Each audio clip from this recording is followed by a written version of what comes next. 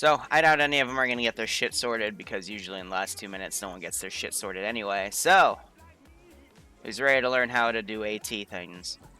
Me. Easy, right? So I got 5 modules down. We won't be talking about every single type of launcher that you can fire in this community, because if we were to make such a train, it would last like 4 to 5 hours. So I've kind of bundled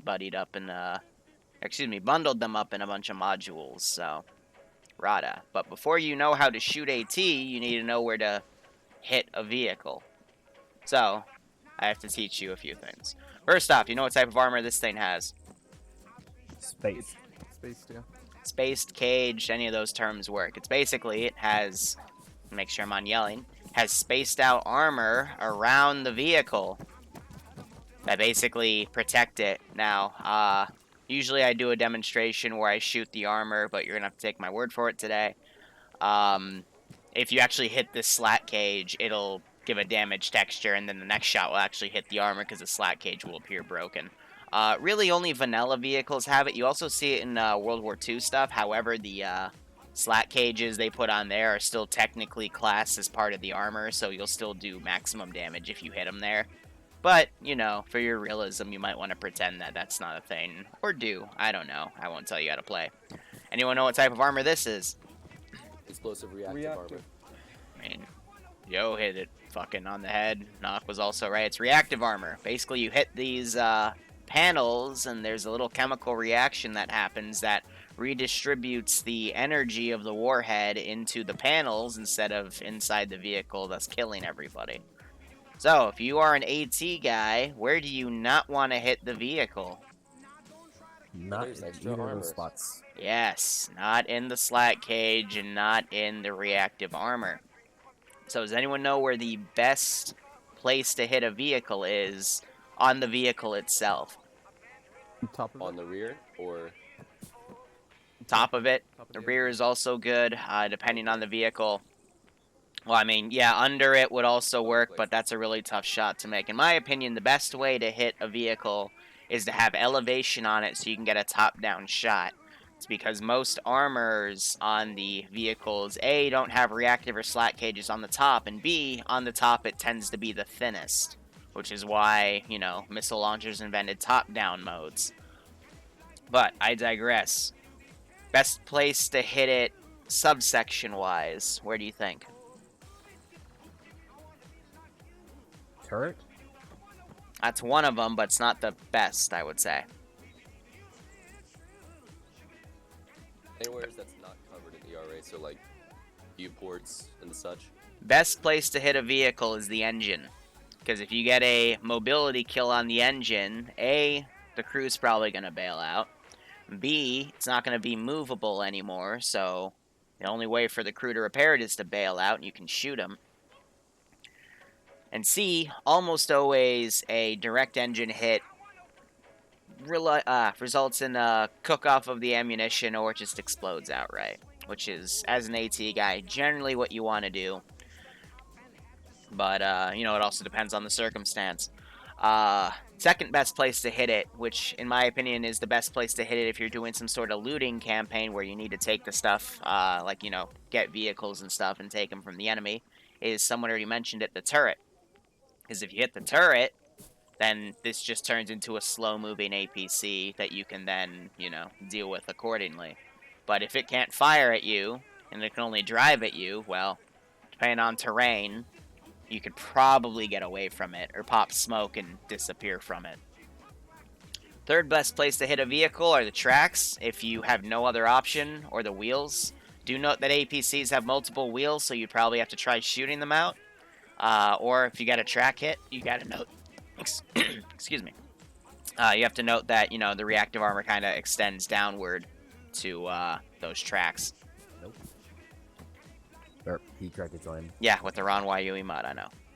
So, it's basically where you hit the Vic. But if you got I believe out of the APC, it's 5 out of the 8 wheels. For tracked Vics, it's 1 of the 2 tracks. If you get those catastrophic, it forces a crew dismount. Now, there's some Zeuses here, including myself, that have a script that prevent crew from dismounting, but some Zeuses don't. Especially in other communities, I haven't met a Zeus that uses that script outside of here. So, food for thought. I'm not supposed to teach you metagame, but let's be honest, if you know it, why not use it? So, I've got a bunch of ISIL targets out there and some Russian stuff for aircraft because memes.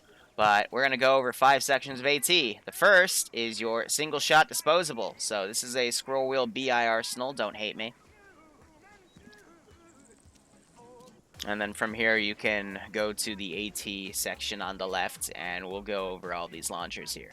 Now, some overall statistics on these launchers. These are not meant to be your dedicated AT. These are your oh shit, there's a BMP right in front of us and our AT guy is down AT. Or your special forces AT, because we're not sending 8 dudes to go fight a tank platoon, yada-da. So, some additional notes about these pieces of AT, especially for the Blue 4 launchers. You sometimes might find yourself pulling out your AT, and you'll click, and nothing will happen. That's because you gotta prime it first. So if you hit the R button, then it primes the sights for you.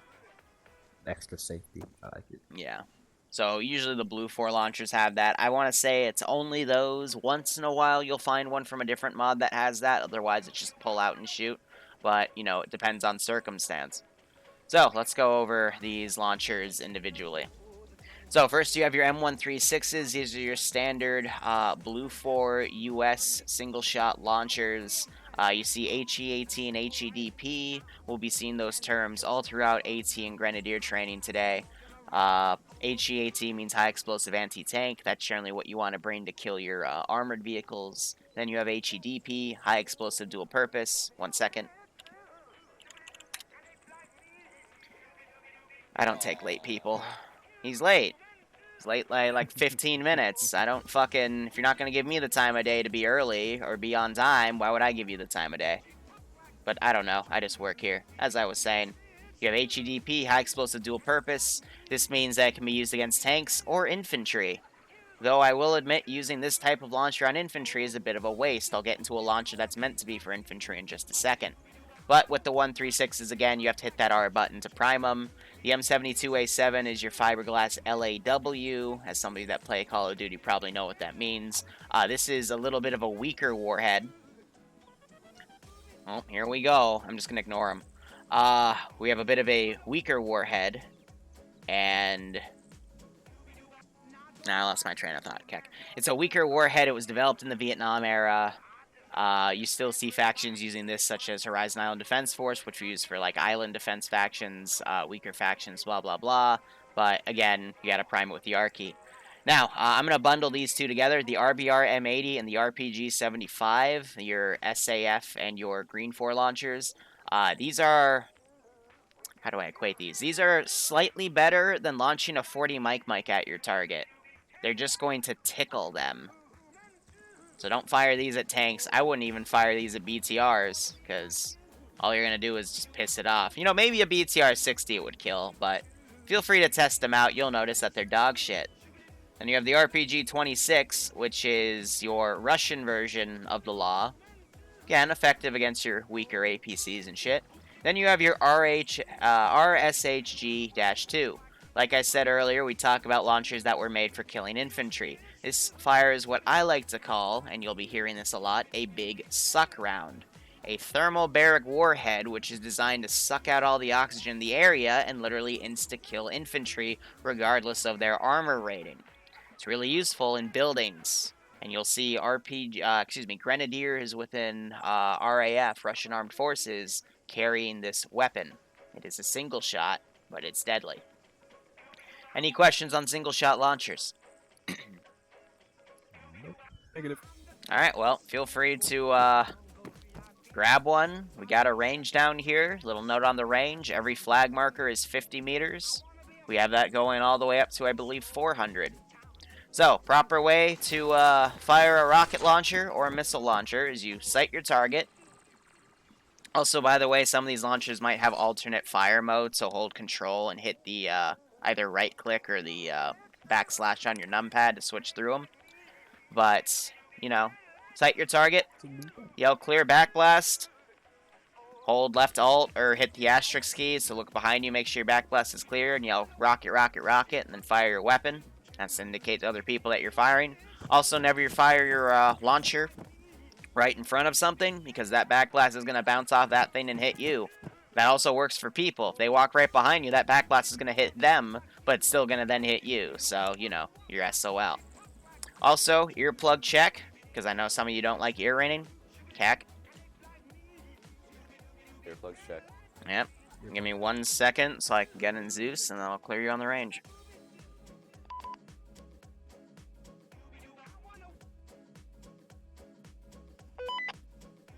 Alright, range is hot, guys. You got a few minutes. Feel free to get a feel for these.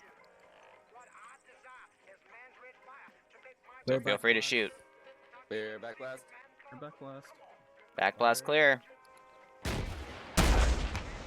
Knock, I didn't hear rocket, rocket, rocket.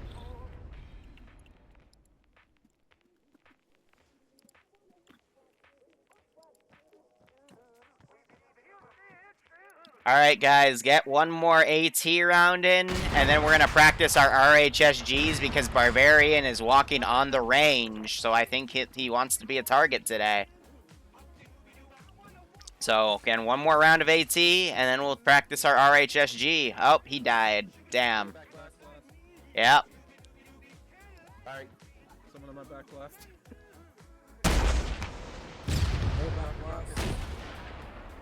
Barbarian, you are 20 minutes late to AT, so I told you to go wait at Grenadier because we're going to start that in probably 2030. Okay, thank you. No problem. Send in GOAT Team 6 now. Voluntary targets?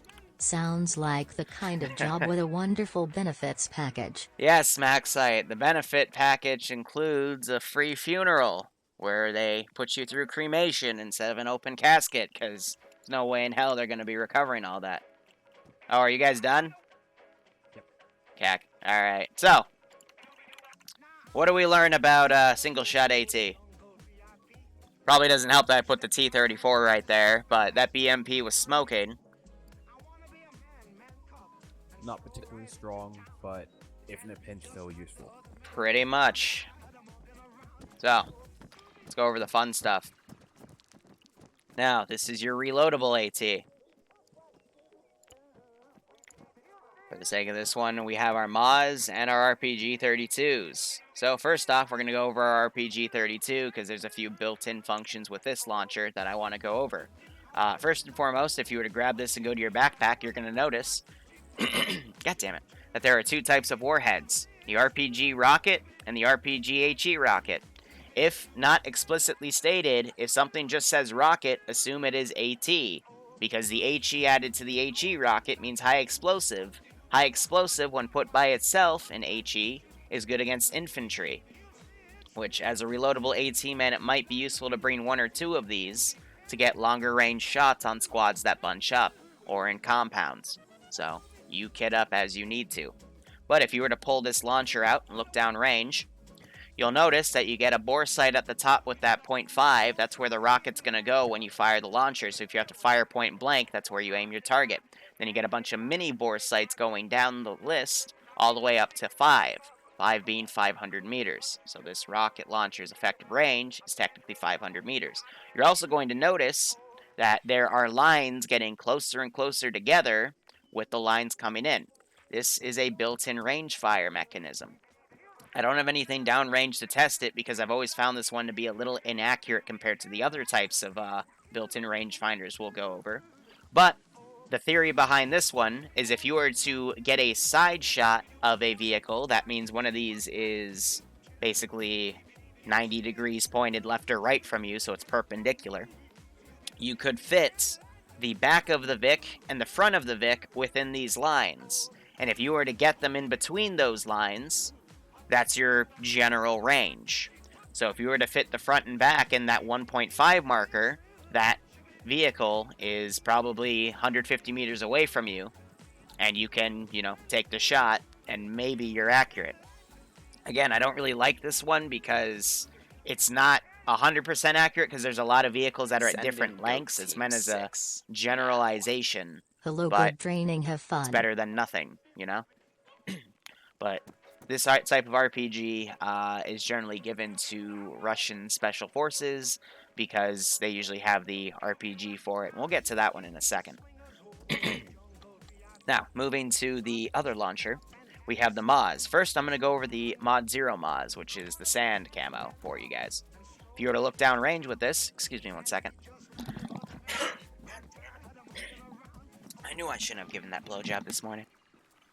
As I was saying, you'll notice that you have a bore sight at the top, but there's no labeling by it. So usually the topmost plus sign is your bore sight. That's where the rocket's going to go when you fire the damn thing. And this one can go up to 1,000 meters. So this one is twice as effective in terms of range as the other one. But you'll notice if you look on the right side that you have a solid line and then 5 additional lines labeled 200 through 1,000. This is another built-in rangefinder, which I prefer to use, in my honest opinion. But if you were to line up the bottom of the chassis, take a look at that BTR 60 downrange to the right of the flagpoles. If you were to line up the bottom of its chassis with the top of its chassis, excuse me one second. God fucking damn it. I apologize, my throat is not cooperating with me this morning, but if you were to line... What? Yeah, that was me misclicking. Because my throat is spasming because it doesn't like me coughing. So, is anyone backblasted from that? And it's going again. Fuck. Alright. Fuck it. We're gonna get modified English by me. So, if you were to line up the bottom of that chassis with the top of that chassis, you'll notice that it fits right within the 400 meter mark. If you line it up with the flags, you'll notice that it's also lined up with the second to backmost flag, which means it's technically at 350, but 400, if you were to aim at that 400 marker, dead center, you would probably still hit that target. So that's how that little built-in rangefinder works.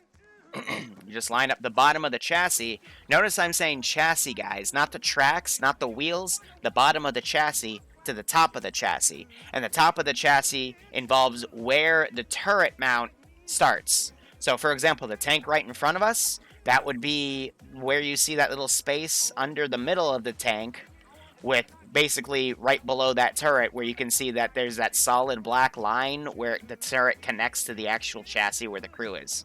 So you want to line those parts up in the middle. And you're not going to be able to get this one with your built-in rangefinder because it's, 50 meters away and it starts at 200.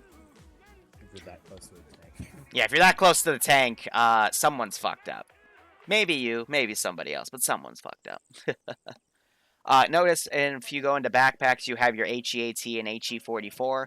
Do note that there are 2 different types of HEAT. So, we don't have the other one in here, but there is like a 66 HEAT, and you'll notice that it looks exactly like the 75, but doesn't have that little penetrator cap. We'll go into something in a bit more detail in the RPG section. But let's all switch over to the Mod 1 Moz. Now this one, you're going to notice that it has a bit of a more advanced system if you look at it. But if you right-click, you see that the lines are upside-down V sights. But you got a little box on the bottom. If you hit the T key, it'll give you the range. Look at that technology.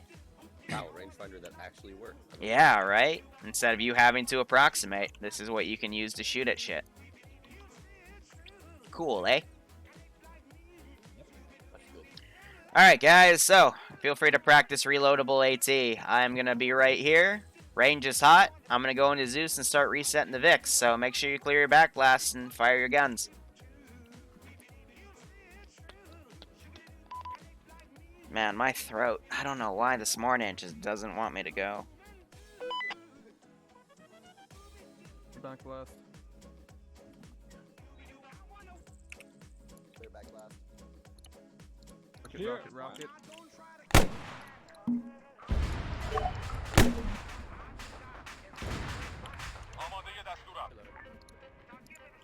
Shilka's smoking.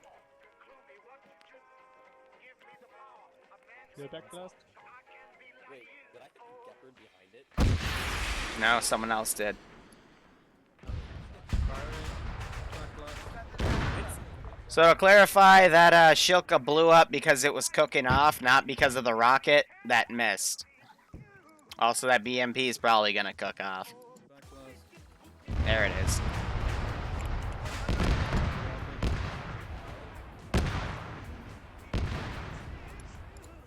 Back last. Back last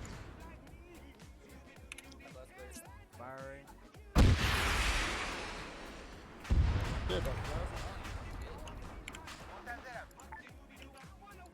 last. You're clear. Firing. Oh, nice shot. Never mind. Sorry.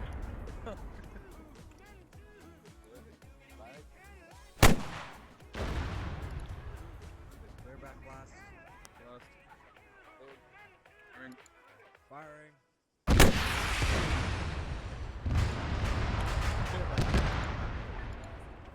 Alright, let's hold range, hold fire.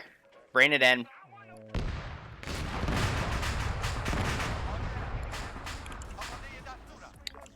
Alright, bring it in, bring it in, bring it in. Put the rocket launchers on your back and shit. So, a few things I want to point out. First off, what did we notice compared to the single shot launchers? Shit blew up. Yeah. Shit blew up a lot faster because you can reload and fire again. Also, with the warheads you were firing, they're a lot more effective than the single shots, in my opinion. More powerful. Also, one more thing, that 113 didn't cook off. This is a good note for just general Arma. There are a few assets you will fight that won't behave like other assets. That 113 is a good example. Another one are Hueys.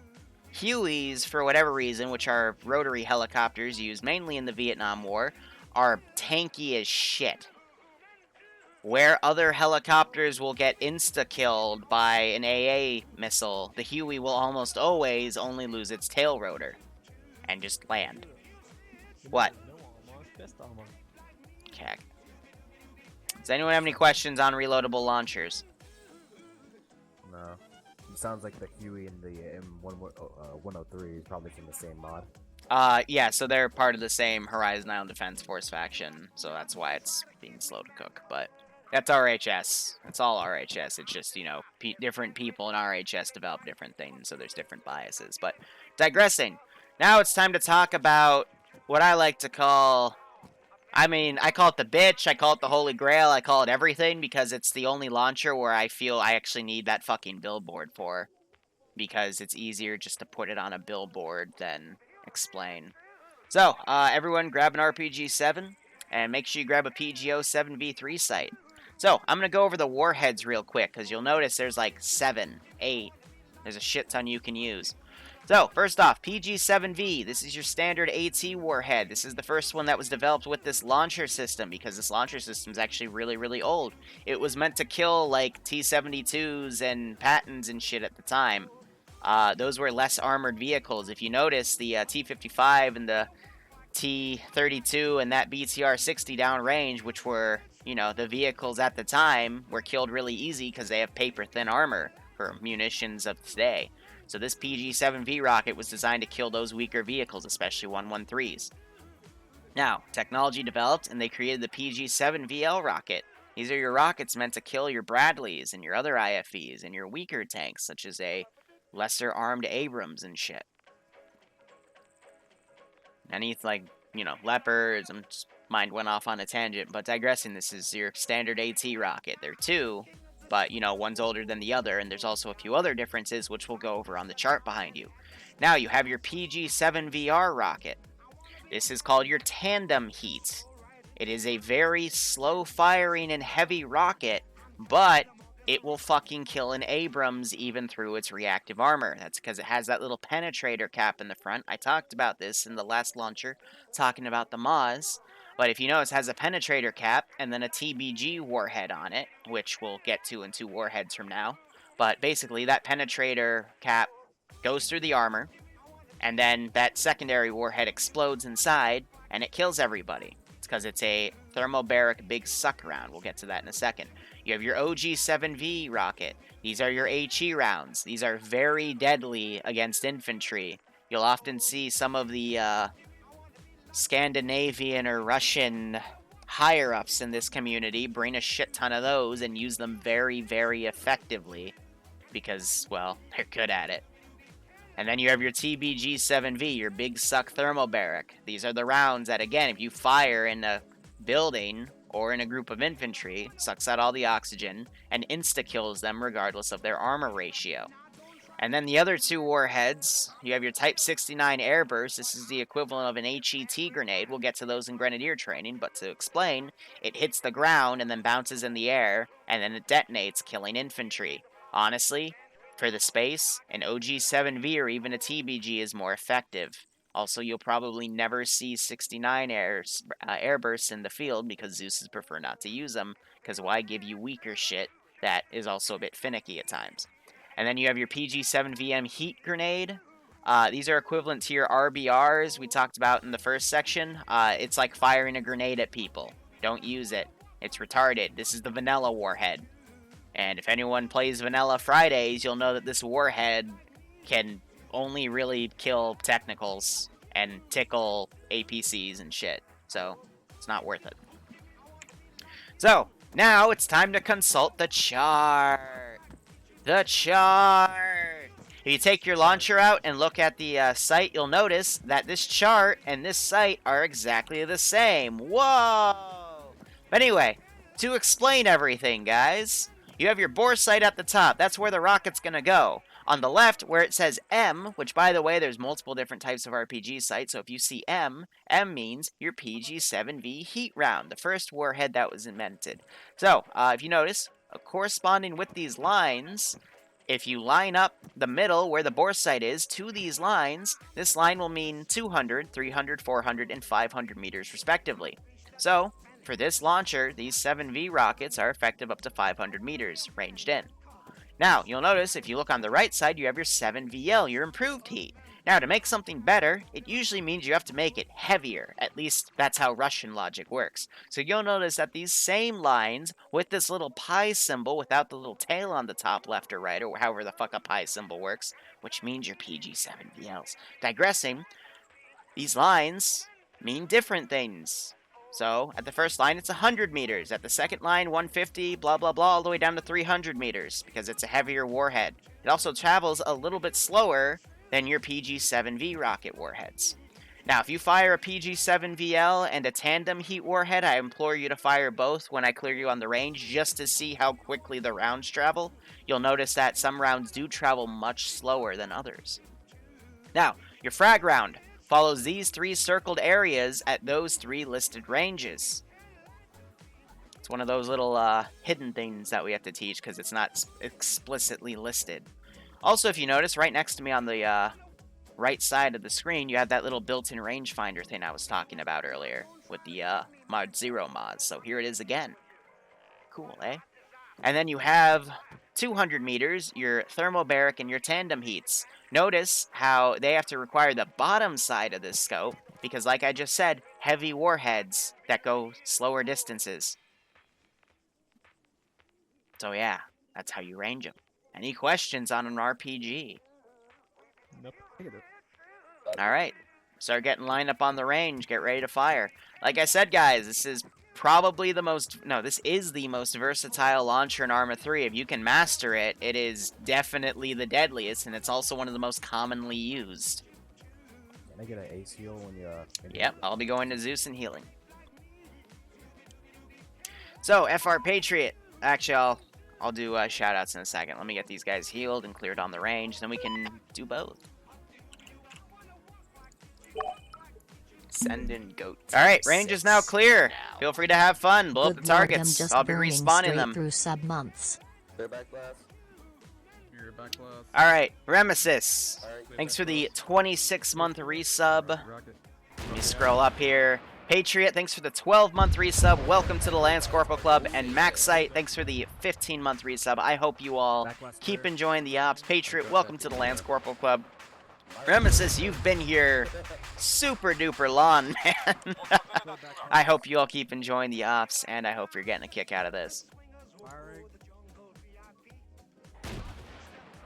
Stay back last. Miss! They're back last. Firing.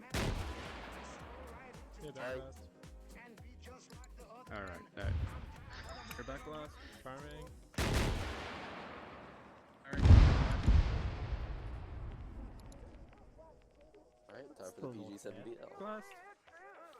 Okay, did we do nothing to that 113? So remember when I said the 113 is special because it, you know, like when you fire that same warhead that kills everything else, it just tanks it? Yeah, you did damage to it, but it's like you did 2.5% damage. Beautiful. It's finicky. Clear back last. Clear back last. Firing. Clear back last. Clear back last. Clear. One of you fired way over that 113. I am very confused because I'm pretty. Okay. Clear back last. You clear? I'm gonna hit that Firing. T-55 with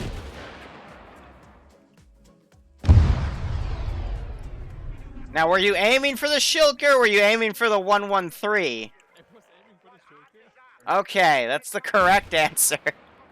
Clear back last. Liru, what did I hit? Firing. Firing. Clear back last. Some of you firing OG warheads into Vix. That's generally not a good idea.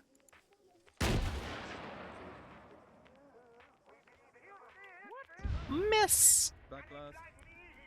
So I will say the RPG is also one of the most sensitive warheads to actually hitting critical positions. So, you know, landing front shots and shit isn't gonna do much. Clear back last. That was a very thick rocket. That was an OG. Clear back last. Or was that a tandem? I don't know. Firing. That was a tandem. That was a... Oh, you're aiming for my chopper, you little jerk. Ew.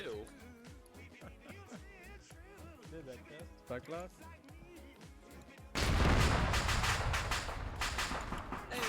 Yeah, that was the tandem.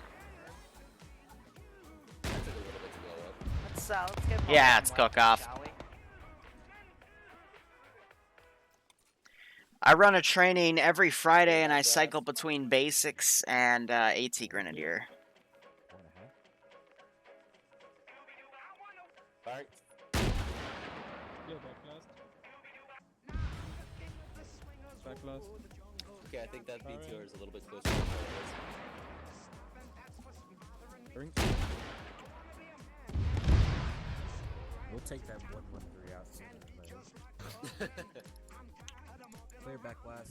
Oh, now it has 96% HP. Yay! Firing. Miss. The fuck did I just shoot? Some of these warheads are pretty thick, okay? They take a lot of space. Clear back last. Alright. Alright, 10 seconds. I'm gonna call hold fire, so fire your last warhead. That back was last. a massive explosion. Clear Holy back crap. last. Yep. Firing. Firing.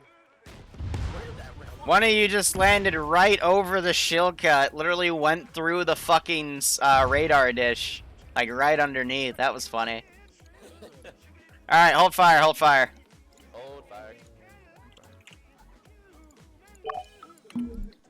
So like I said, this is the hardest launcher to use, but when used effectively, it can kill shit.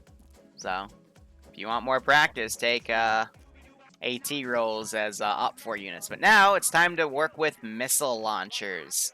Difference between a rocket and a missile is a rocket launcher fires a rocket that, to define a rocket, it's a dummy ordnance. It just goes where you fired it, and you have no control of it. Missile launcher, missile is defined as a piece of ordnance that you can actually have some level of control, or you can at least lock onto the target to give it that said level of control. So, first thing we're going to go over is the Metis, because the Metis is weird. It's a vanilla launcher that is a missile launcher, but it has its own unique way of working. So, go down range. First thing I'm going to tell you is, like the Mod 1 Mods, if you hit T on something, it gives you a built-in range. Now, if you hit the N key, as in Niagara roll, I don't know why I said that, you can go between red white hot and red dark hot, which is technically orange, but you get my point. So, when you fire this warhead likes to sway around to the left or right or up or down because it's ranging in on that dot. So, keep that in mind. It'll follow that little dot wherever you point it. So you can fire to the right and then curve in on that Shilka and go for a side shot if you want. Just do note, if you're firing, you got to be careful because it swings to the left and right. So if you're hitting a small target, it is very possible that if you make too many micro adjustments, that your target will swing, not your target, your warhead will swing too far to the left or right and miss the target altogether. You guys will probably see that as you fire this one. Now, also do note that this launcher does have HE and HEAT capability. I'm going to be honest, for these types of launchers, you probably don't want to bring HE missiles for them because at that point, it's kind of a waste of space. These are meant to be your dedicated AT weapon systems. If you bring HE for that, kind of a waste of space. Now, same. In contrast, excuse me, fucking throat. If you have like a vehicle or something that's like dedicated to storing, you know, your extra ammunition, bring a few HEs, because you never know when they might be useful. But, you know, if you bring like 14 HE-AT missiles, you can bring a few HE, because at that point, you're just prepping for every scenario. But if you only have yourself and an assistant, maybe the most you bring for HE is just one, because at that point, your role is literally dedicated AT if it's needed. Now, simply put about the Titan, the Titan is only useful in vanilla in the sense that if we add Ace and RHS, it acts like the Javelin, but the Titan is a fly-by-wire in vanilla. You fire it, it goes where you point, and it has white hot and dark hot, similar to the Javelin. Use the T key to lock on, by the way. That's if the vehicle's giving off a thermal signature actively. So if it's actively moving, if it's powered off, though, you won't be able to lock onto it. But it has less sway in the warheads compared to the Metis, which is why this launcher is preferred, but when you're CSAT or OP4, you'll still sometimes get the Metis. But let's talk about the real baby, the Javelin. Now, the Javelin's fun, because you lock onto it holding tab. Now, if you guys look down range and hold tab, you're going to notice that it's not locking on. That's because it can only lock on when you're on one of its white hot or dark hot thermal signatures.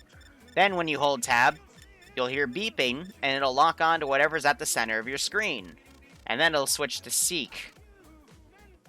At that point, whatever you're firing at is pretty much dead.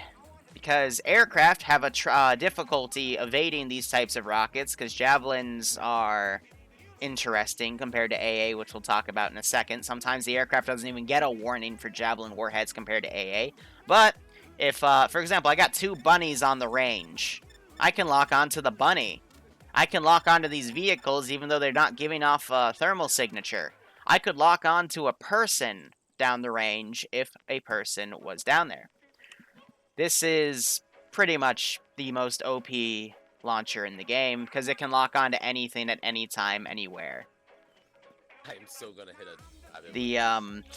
The max effective range of the Javelin is like 4.5 clicks, but we never have had AT engage at that range, so just consider this your, you know, ultimate Overwatch tool. Also, if you hit the F key while you have it out, you'll notice it toggles from top-down to direct. Top-down is best for armored Vics that have weaker armor on the top, such as tanks and stuff. Just do note, if they pop that smoke countermeasure, the warhead will lose its lock, and it'll hit where it was last seen. So if it pops that smoke and diverts to the left or right within that smoke screen, you're going to miss.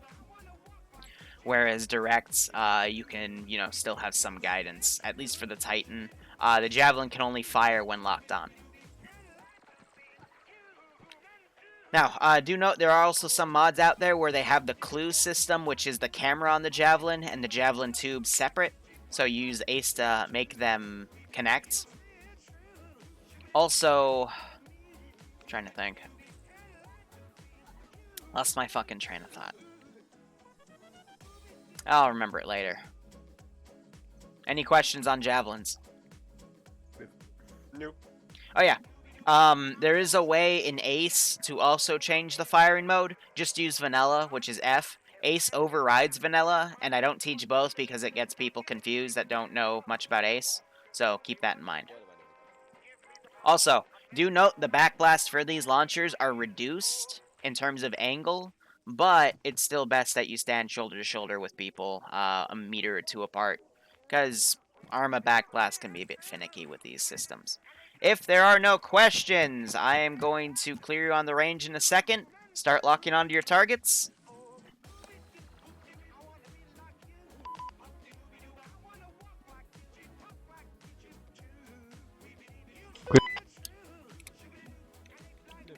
Alright, you're all gonna fire at the same time because I love doing this shit. 5, 4, 3, 2, 1. Fire! Ah, beautiful. Why don't you just hit a bunny point blank, didn't you? Motherfucker. Alright, range is hot, guys. I'll give you a few moments. Back left. Yes, that BRDM is indeed dead. I will say, normally you keep these rounds for, like, tanks and shit, because firing them on even, like, BRDMs, APCs is a bit of a waste. It was more trying to get through the fence. Oh, they'll go through the fucking fence.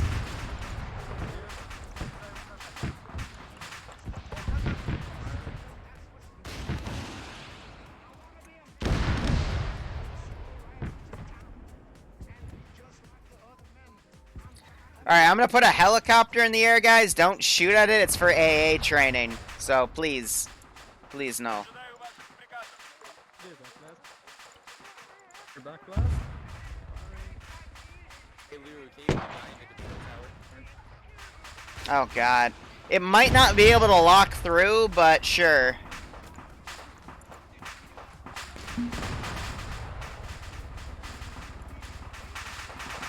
There's a guy in the control tower on the left, right, excuse me. I don't think it's gonna lock through, but we'll see.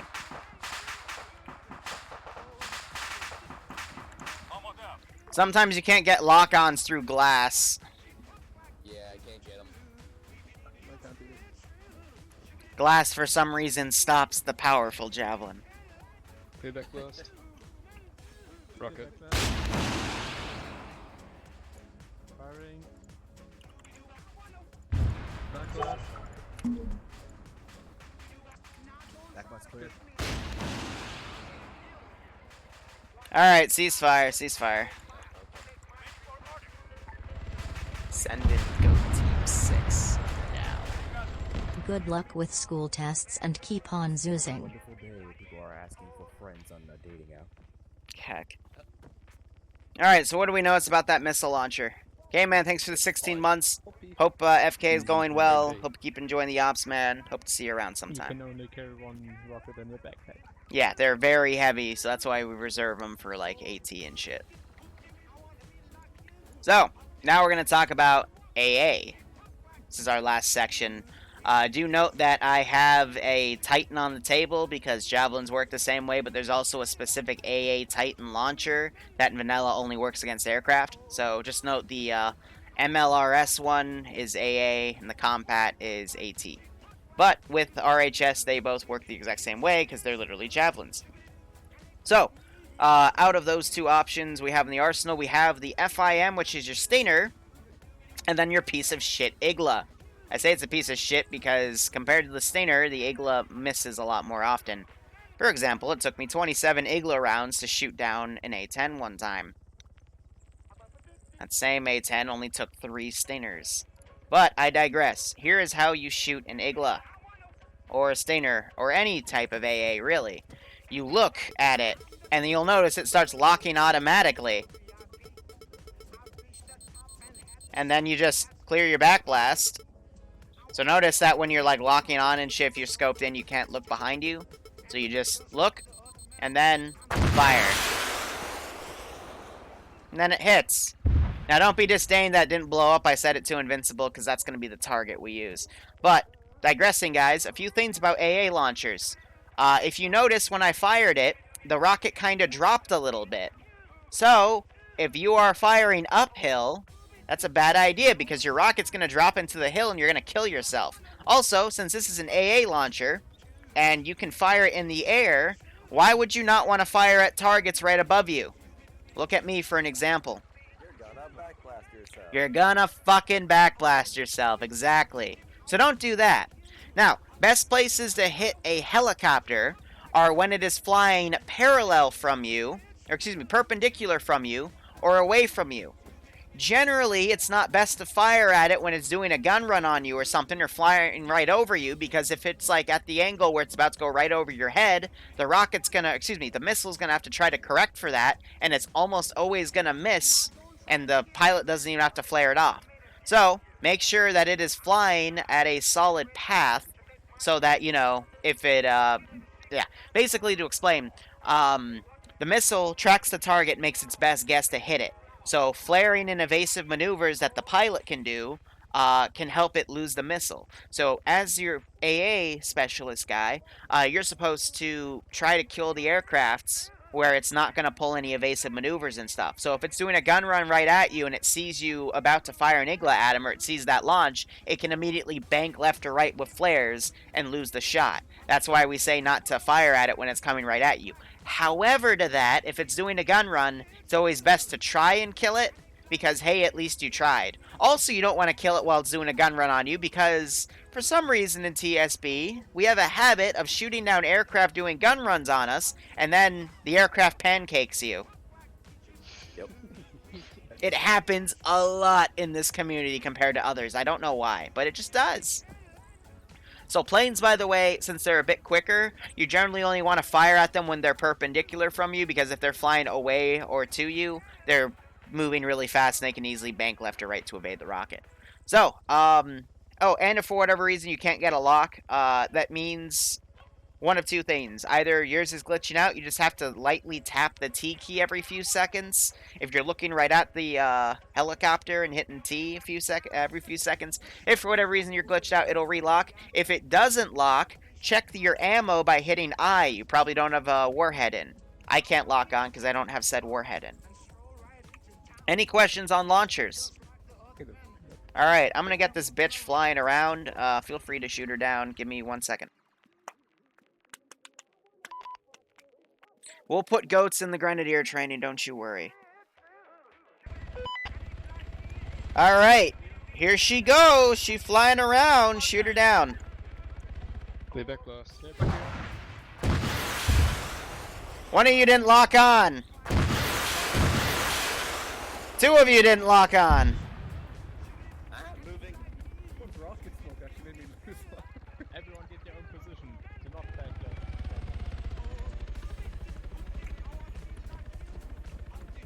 Oh, she getting away.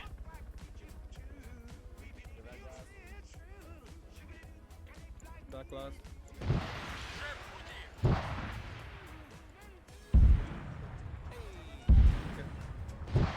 You'll notice that even after the explosion, the smoke trail will keep going. That's merely because the script is retarded. Wow, it lost a lock on one of them, even without flares. Cack. So yeah, if it's banking away at a 45-degree angle, maybe you don't want to hit it, because, you know, again, it might miss. It's flying off, don't worry, it's coming back around. Use this time to get some more rocket ammo. That's a good idea. Uses a javelin.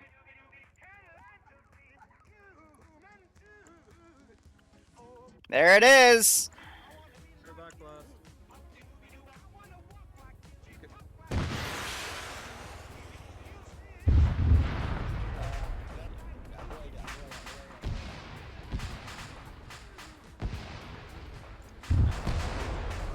Dang, I was hoping it would pancake you people so I could prove a point. Does anyone have any questions on these launchers? Yep. Nope. I just wanted to join. Yeah, oh, trust me, it'll work. Alright, if there's no questions, congrats to the three of you that showed up on time. I'll be tagging you later. Everyone, respawn. I'll see you in Grenadier.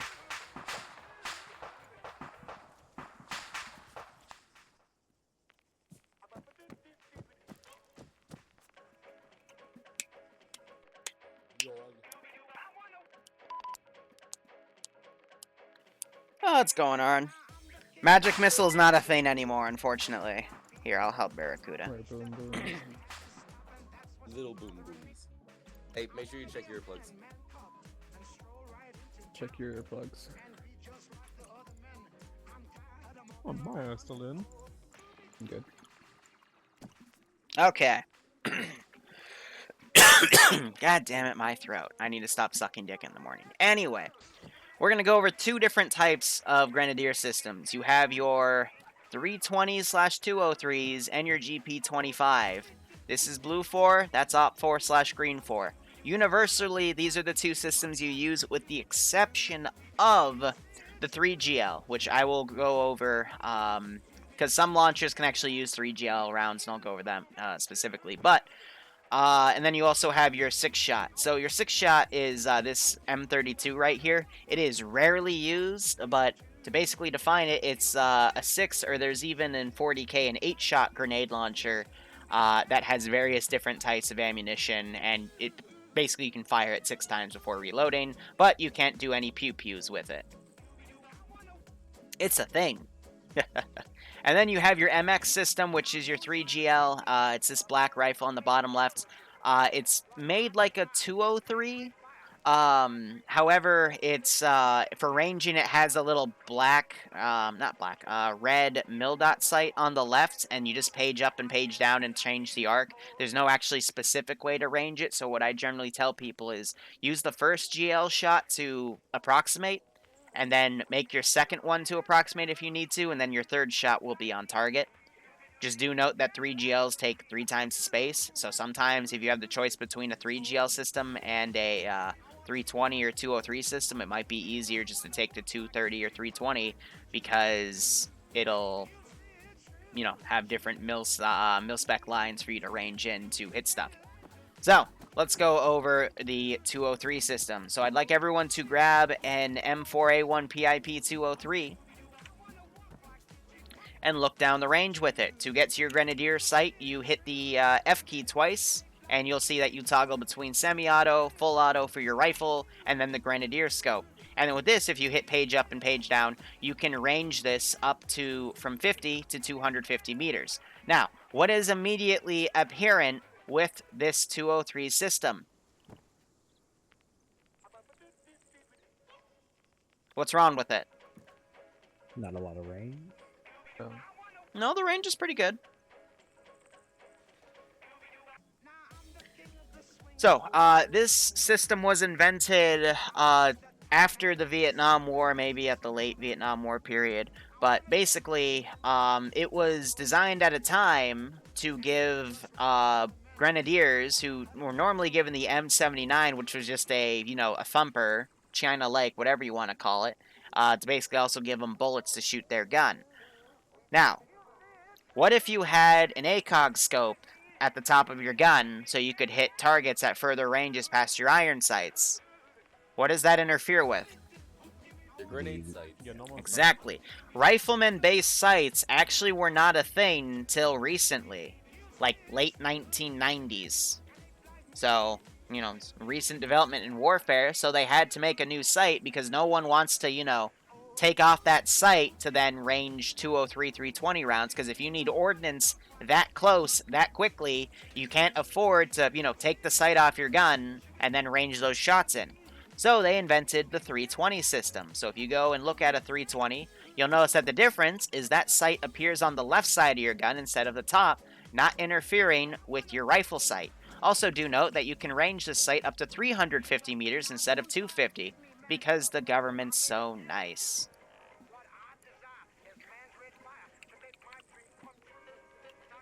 So, between the 230 and the 320 system, which one do you want to use, if given the choice? 320. 320, exactly. Now, we're going to go over the various types of grenade rounds. This is a bit lecture heavy, but then I'll clear the range after we do both this system and the GP25. So, I'm going to grab one of each here. So, by the way, if you go into this arsenal and you see that you have like an M441 HE grenade and a 40mm HE grenade, they're the same thing. They've got the same texture. They're both an HE grenade, and they're both compatible with this weapon system. So, let's go down the list. If you go to your grenade launcher, go to your scroll wheel, and you have multiple rounds, you'll notice that you're able to reload different types of rounds. Also, I forgot to add this, guys. In the arsenal, go to your backpack, and I need you all to grab, by clicking on your backpack icon, hitting the plus icon for miscellaneous items, grab a Hunt IR monitor. It's going to be needed for the last type of grenade round. Now, downrange, I have a few goats for us to see the effects of some of these rounds, so, yeah. Anyway, first off, your standard 40mm HE round. You fire it, and it explodes. And it kills stuff next to it. I killed a single goat with that. Amazing. And then, You have your HEDP grenade round. High explosive dual purpose. I talked about this, guys. It's useful against vehicles and infantry. So when you fire this, it has a smaller explosive effect than your HE round. I fired it literally right behind that black goat, and it still didn't hurt it, because the shrapnel went off at a different angle, which is fine. But HEDP is also really useful against killing things such as BTRs, penetrating 113s, but not really effective against BMPs, IFVs, stuff with thicker armor. And this will do nothing to tanks, so don't even bother. Then you have your HET grenade. I talked about this in the previous training when it came to that 69 airburst. If I were to fire this in a direction, watch what it does. So that one was a little hard to see, but it bounces in the air and it detonates, increasing the surface area of the explosion, thus making it more effective against groups of infantry that are at a wider range.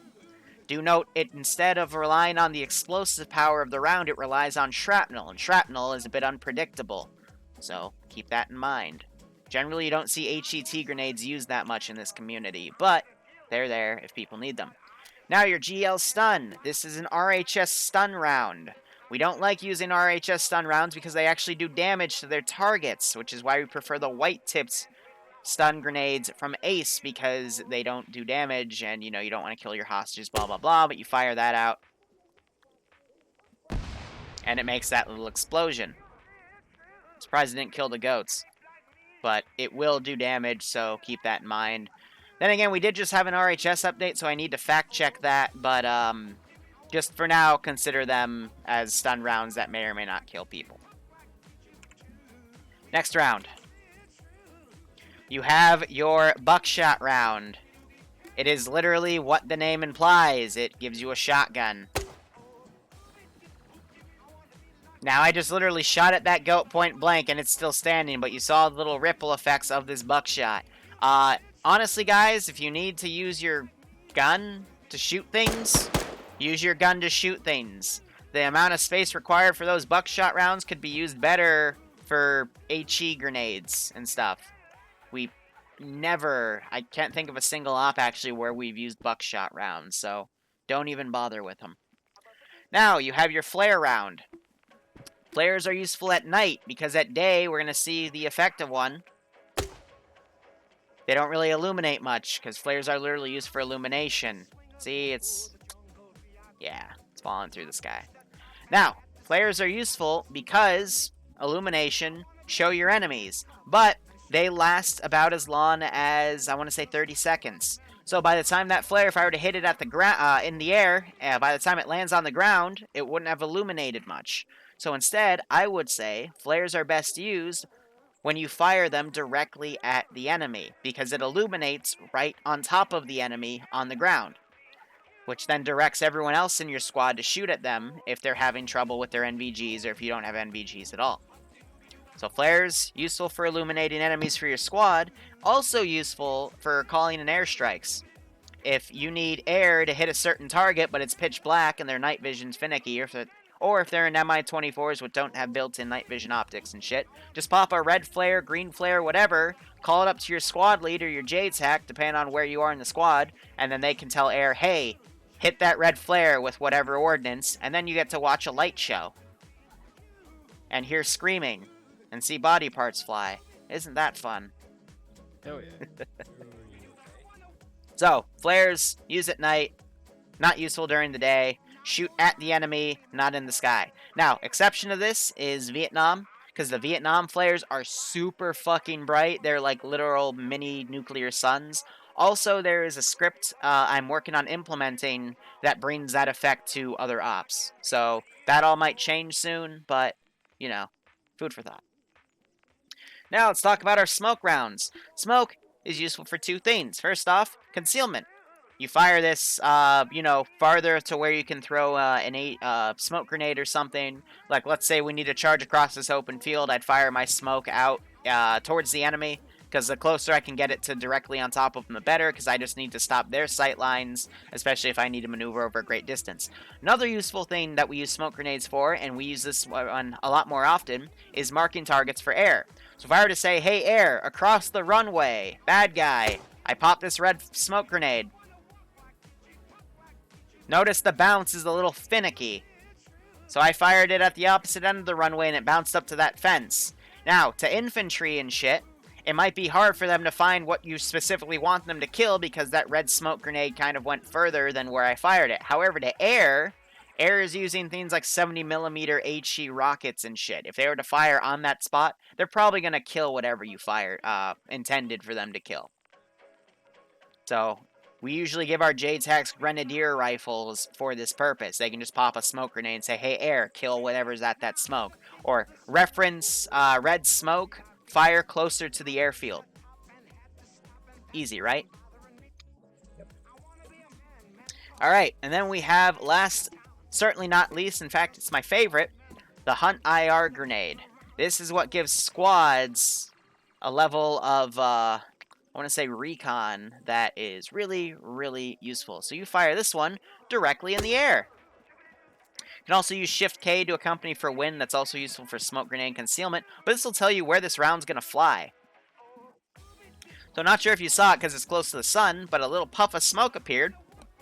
And now you have a little camera on top of or below a parachute. So if you were to do Control Windows, go to Equipment, and then activate your Hunt IR monitor, this will connect to that camera in the sky.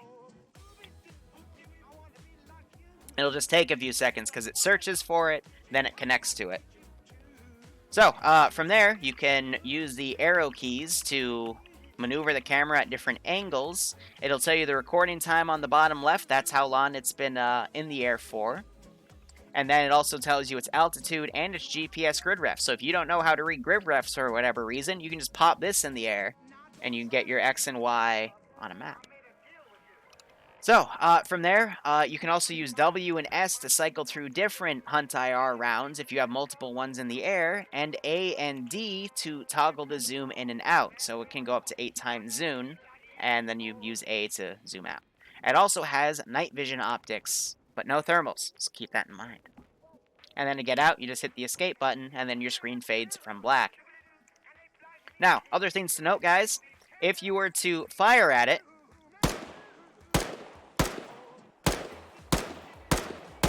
it's a little hard to tell, but it's actually falling faster than it was a second ago. You can actually put holes in the parachute and it'll come down at a quicker speed. Do also note that round does not trigger enemies. The only thing that triggers them is you actually firing the round. But if that were to land at the feet of some Taliban jihadi whatever, he wouldn't react to it. It's up to the Zeus to make them react. So there's a little bit of metagame for you. But there it goes, falls on the ground, and then it literally despawns. And that's it. Also, fun fact, the Zeus can add it to its interface and delete it. I accidentally did that a few years ago because I had no idea what it was. Cack. But that is it for Blue 4 types of ordnance for the 320 and 230 systems. If you also want to look, guys, feel free to grab the MX just to look at the 3GL, because it's literally this little red dot that you then hit the plus or minus key and it just ranges. Weird, but it works. Any questions on these systems? Nope. Alright. Do note that the 320 can also be used as a secondary weapon. I have it on the table, but, you know, it's in case the rifleman wants to carry a machine gun or something stupid. Yep. Now, let's talk about the GP25, and then I'll clear you on the range and get you guys tagged, so feel free to grab this AKS-74. Now, GP25 system is superior in the fact that if you go to it, you can actually range it up to 400 meters instead of 350, which is the max of the 320 system. Do note, however, that you don't have those fancy little sight lines that the 320 and 230 system have, and instead you just have to adjust as needed. So it can take a little bit of practice to make this little hand mortar work, but it is, in my opinion, more effective than the 320 system. Also, it has unique rounds that, in my opinion, make it better as an offensive weapon, whereas the Grenadier rifle for Blue 4 is more of a support weapon, especially with that Hunt IR monitor. Now, I'm going to go over the rounds real quick, and to do that, I need to grab a copy of all of them.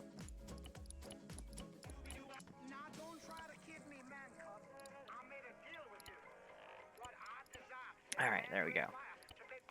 So, going down the list. First off, you have your VG25. VOG25, excuse me. I always forget a letter. But it works like your HE grenade. You range it, you fire it, and it goes boom. And it kills a goat. Now, and you have your VOG25P. Also, when you load these guys, it might tell you on the top right what they are. So, for example, it tells me that this is an HE-T grenade. I fire it, and it bounces. Keck, they still haven't fixed that. So, some of the HET grenades, as of 2 RHS updates ago, don't actually detonate on certain angles that you fire them. They're working on fixing it, but that's probably going to take a while. Also, high goat. So, don't use HET grenades right now. They might not work effectively. Keck. Then you have your VG-TB. TB standing for thermobaric. Your big suck. This is a nice round because if you fire it, it gives you a little light show. Fucking hell. Wow, they really added to its smoke effect. Hot damn. But yeah, that's the chemical reaction of all the oxygen getting burned. Again, useful against clumps of infantry, especially in enclosed environments such as buildings. Keep that in mind. Your VG-40SZ is your stun round. Fire that. Stuns people. Also be wary, it does some damage, but it makes that little unique effect of, you know, causing bits of the ground to fly in the air. Now we have our VG-40OP. Let's see. This is our flare round, so, you know, fire that at the enemy, and it illuminates them. Also, that one had a little bit of a bounce. Keck.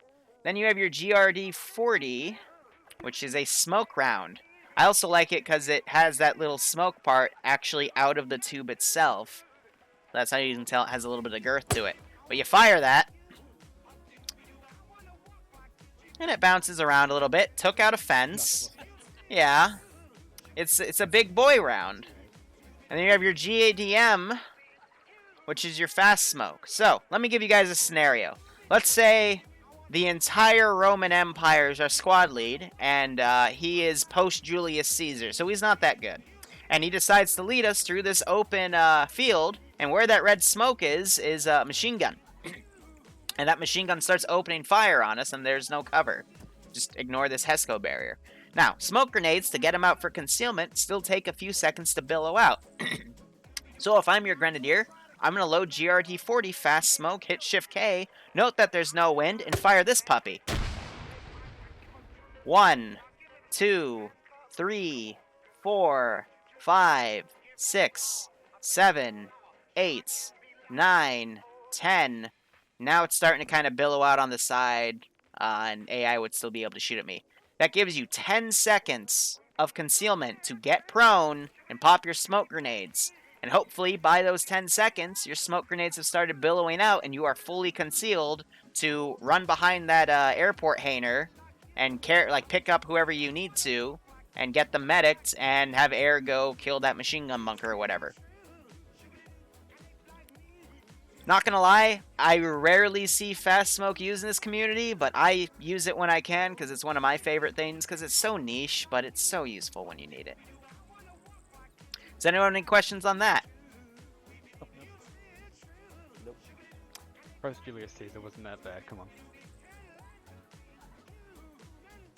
Alright, we are now going to have you practice firing these launchers. I call them launchers because technically, but we have a special guest. Give me a second.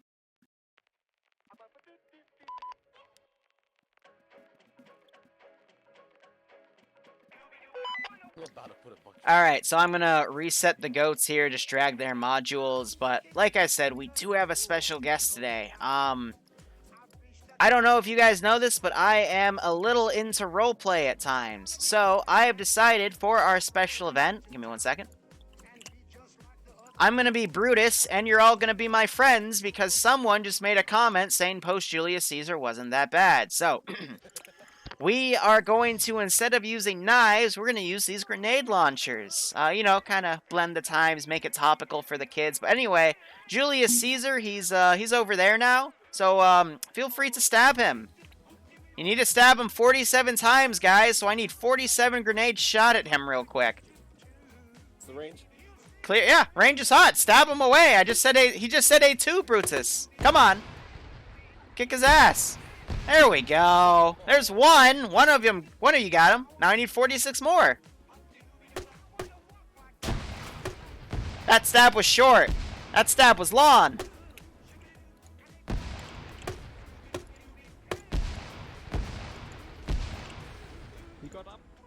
He got up, guys. Oh, he broke the handcuffs. He's mad. He's running for it. There we go.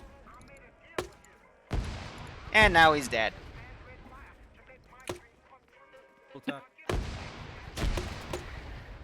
Alright, Roman, feel free to practice on the range.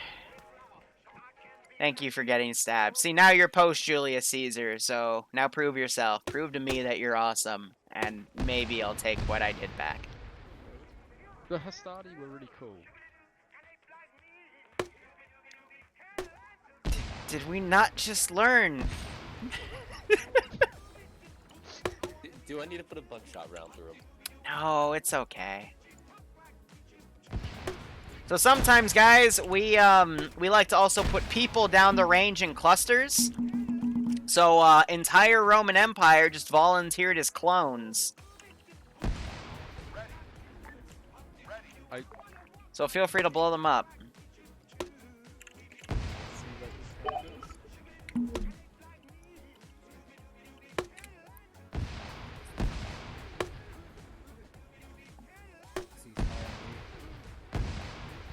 Oh, Jesus, that's fucking the first squad.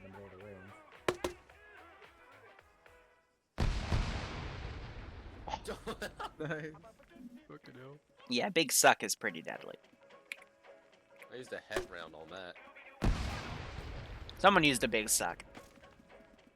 Got injured.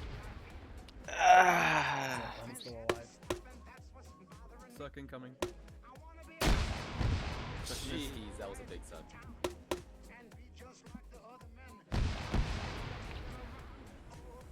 Much better at range and rocket launchers. Okay. Alright, stand by, guys. Here's some more goats. I gotta get you guys tagged based off of the trainings, so... 3 of you will get AT, the other half will get Grenadier, and the 3 that got AT will also get Grenadier because they showed up on time, blah, blah, blah. So give me 1 second, guys. I gotta now pull up my spreadsheet, pull up TeamSpeak, and get some names tagged. So Barracuda, he already has AT, that's funny. Well, my food came in, but they forgot the. So Barracuda. Tartar sauce, so that's nice. Get a refund. Barbarian already had AT, Keck. Yeah, a very dangerous person. Alright, Joe. Too bad there's no blood splatter.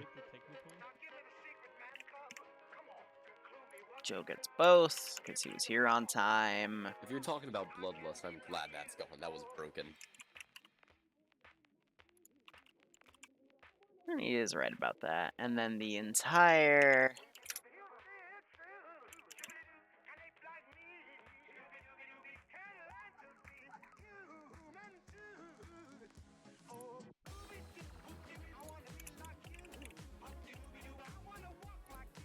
He gets Grenadier. Cool. Alright, guys, you're all tagged. You can do whatever you want for the rest of the day. I'm going to take a little break. But, yeah. Hope you enjoyed it. Hope you learned something. Thanks for training. Yeah, no problem. Still resent your fucking Julius Caesar comment. Hey guys, so we're gonna learn a little more about the ceasefire, guys. Ceasefire. We're gonna learn a little bit more about the javelin's infantry capability. So I don't think we got any training involved with that. So just give me a second. I'm gonna bring the javelin box over. Now the javelin, I hinted at this. It can lock on to anything. So I'm gonna clear the range real quick.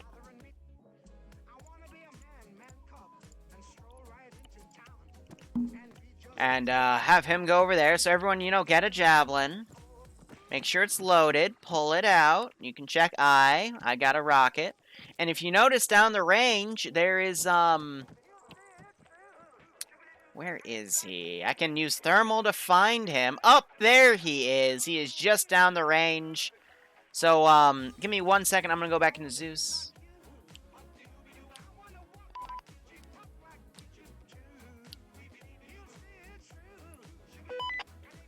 Alright, is everyone locked on? Yes, sir. Wait, where is he? Stand by. He is just down there. You can use your thermal scope to find him. To the left, Barracuda. Left. Down. Ah. Alright, get your lock on. So when I say A2, Brutus. Stop fire. Top fire, guys. When I say A2, make sure you fire. Okay, ready? 3, 2, 1. A2, Brutus. I mean, he's supposed to say that, but oh. I don't think there's even any Gibbs there. I think he's dead. I could be wrong, but I'm pretty sure he's dead. Oh, look, he's alive. What? What'd he say? Alternate universe where Julius Caesar is actually superhuman. So we're going to put some copies of Julius Caesar downrange, and you can either use javelins or rockets or whatever, but I'm going to take a quick break, so there you go, guys. There's my gift to you. Also, you can try to kill me, but I set myself to invincible, so Kappa. Alright, guys, I am going to, Fucking white smoke blocks the javelin. Huh? Yeah, wait, I can put some white smoke out for you. Anyway, I will BRB. So, guys, I'm going to go get something to drink because my throat's fucked. Because I was coughing all over that. And then we're going to build some mission files. Take a look at today's mission file for the 4 p.m. op. So, I'll be back in a moment. Just let me see here. I want to run more than a minute long ad. But I'll be back in a few.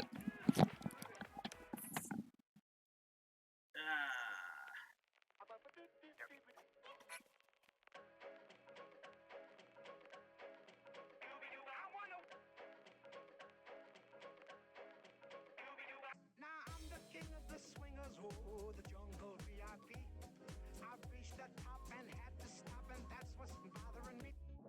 I wanna be a man cub, and stroll right into town, and be just like the other men. I'm tired of walking around. Oh,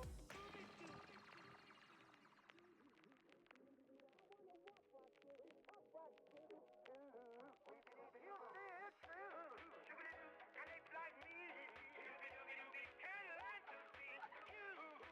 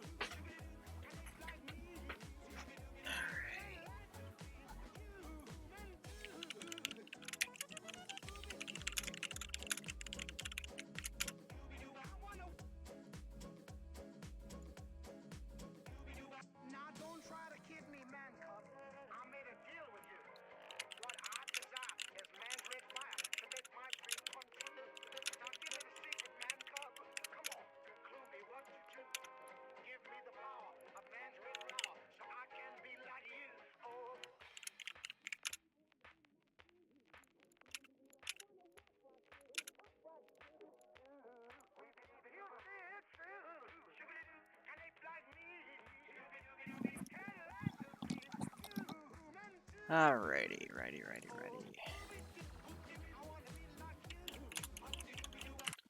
Let's switch this over.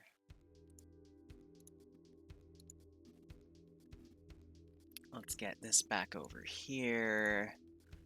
Redesign this interface. Good.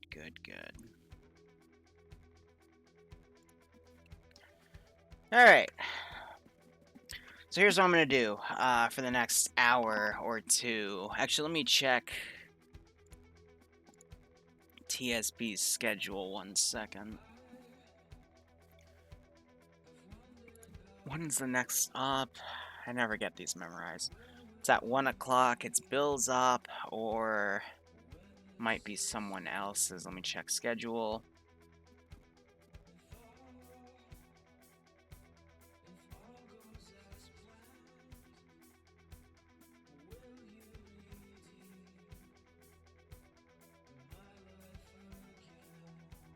It's Azariah's up. That might be Operation Bukkake, so... yeah. Alright, we'll do op prep for an hour. I'll calibrate my server, so we'll focus on the Tanoan mission file. And we'll get that going. So, for this mod set, I gotta import the Friday through HTML, importation, blah blah blah. 3'd in, load that, and then ZC, and ZEI if I so choose. And now we can chat. I mean, it was Azariah's name, not mine. Do you need training to fly in the T0 op? No. I will say that more... if we have a bunch of our higher-ups that want to fly, we usually give them the right to choose flying slots first because we trust them. However, we usually have a T0 pilot or two that can step up. And if you don't crash, then, well, we let you keep flying. If you constantly crash, we generally have you go take other slots. I've seen some T0s fly really well. I mean, Gavalor, when he first came in, for example, he flew as a T0. And now we all know his name. So I'm going to have us look at the mission file for today. I might make some micro adjustments. I might add some Easter eggs in. I think I haven't prepped fluffers in it yet, so I need to at least do that. But I don't mind spoiling things, because if they fuck up this mission, I'm making it a 40 slot instead of a 60 slot going forward. So I'm trying to give literally everything I can. But we'll see how it goes. It's not crashing, it's landing in style. Yeah, maybe to you.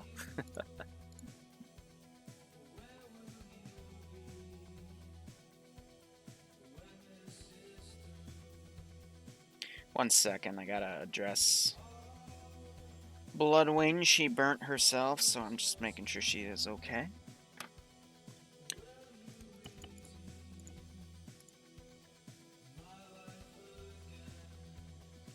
So I have this labeled as number 3, even though it's number 4, because the first one was technically a test. So this is literally a convoy where they will check out various different points. I have given them everything they'll need. 2 Vic crews are using IFEs. Infantry are using Marids. So they'll have to micro that. Command can take any of those. Mortar can bring their mortar or use a Sokor. Literally everything I could think of. So where the fuck would we want to put fluffers? And naturally, I've designed a few areas of importance and shit.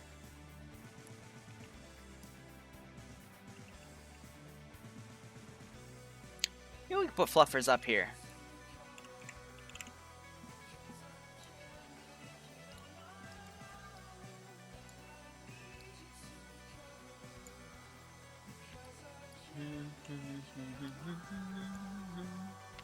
Yeah, the camera angle's always a bit funny right here.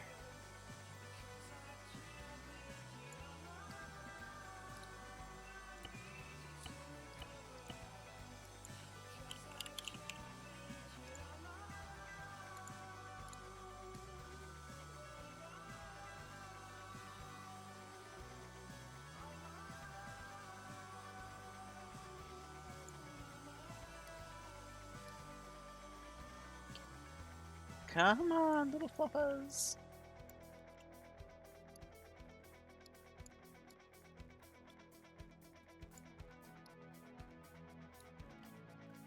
Alright, what should Fluffer's weapon of choice be?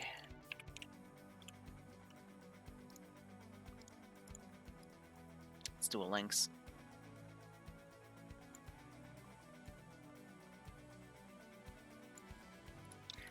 That helmet can come a little further down. A little further back. This Lynx, I can turn this 90 degrees.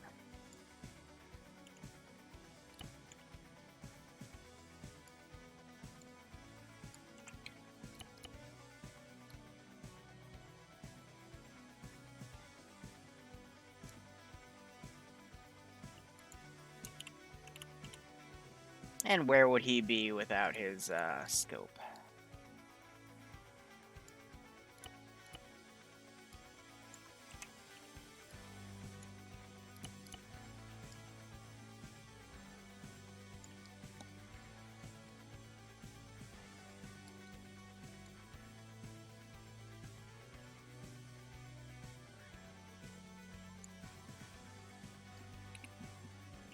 It's still floating a tad. Again, it's hard to get the camera right on this position. There we go.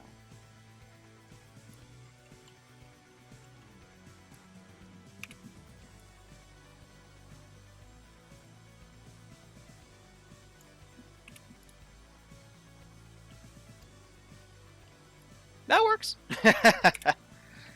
Alrighty, but yeah, in terms of the mission file, I remember spending after the stream, like, making all of these positions. Some are more basic than others. There's a few ambushes and key spots, but yeah. I think mainly we're going to work on the Vietnam mission file, because I haven't even touched that one yet. But here's how the mission files are going to go for this weekend. We've got today's Friday one. I'm playing the 1 o'clock one as well. It's in less than an hour. Then we got the 4 p.m. one, which is this one. And then 6:30, I'm probably going to do an op. And then spend the rest of my day doing some Fallout stuff. But I don't stream that. I record it for the memes. Saturday, I will be playing in the morning a TSB op. I would have hosted, but I didn't know what my schedule was like. But then I'm taking the rest of the day off. And then Sunday, I'm doing my Tier 2 and Tier 3 op, taking the rest of the day off. And then Monday, we do have our hardcore operation on Sweden. And then Tuesday, I've got that mission prep. That's an airborne style operation. So even though I just did this, I am paranoid about it. So let me now end key and switch to our Vietnam mod set.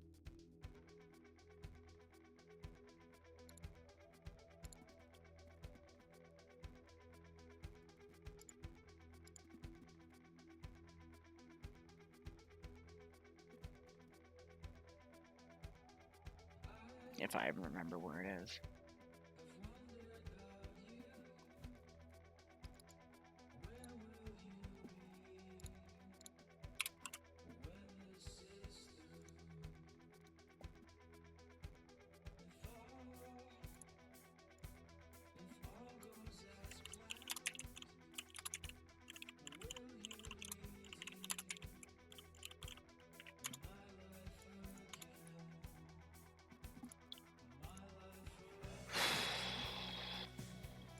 Now we let it load.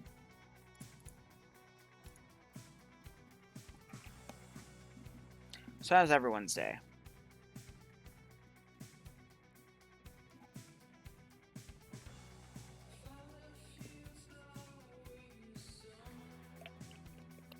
How in-depth do I go historically in my ops? I'm gonna be perfectly honest. I'm not really I don't really do historical realism. I usually outsource that stuff to Tootie, because he likes to bitch at me. I'm more of a, I do it this way because I think it's fun. But I make ops that I would like to play on the ground. I kind of use that as a benchmark. I think we have Ultramarines in the 40k mods. I think they're one of the chapters. I don't know. I usually stick with Emperor's Children because I'm a filthy heretic. And if not, I usually pick a random blue 4-1.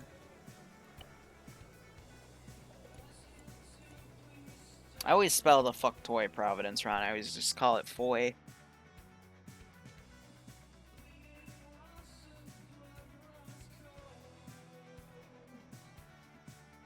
I like it getting colder.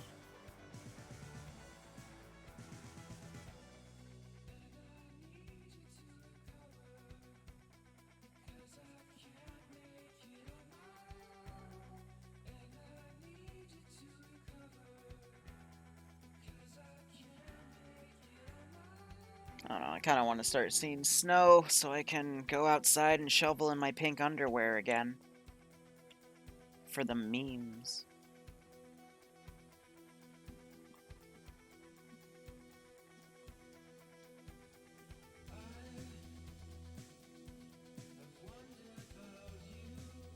I don't know, I've done a lot of stupid shit in my life just to spite people, because spite is a very powerful thing. I almost just tried to load the Tanoa mod set.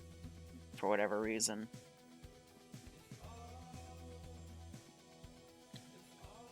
Would I look into doing a 30k mission file? I mean, if people wanted it, then sure. Why not? Okay.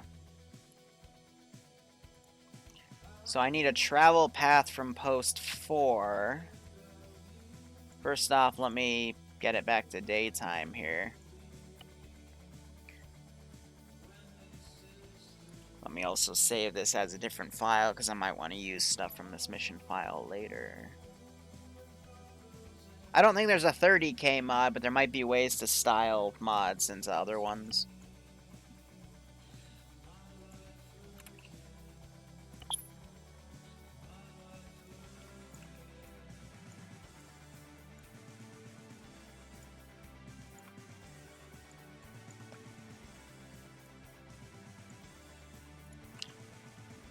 So what river do I really want to utilize here? I mean...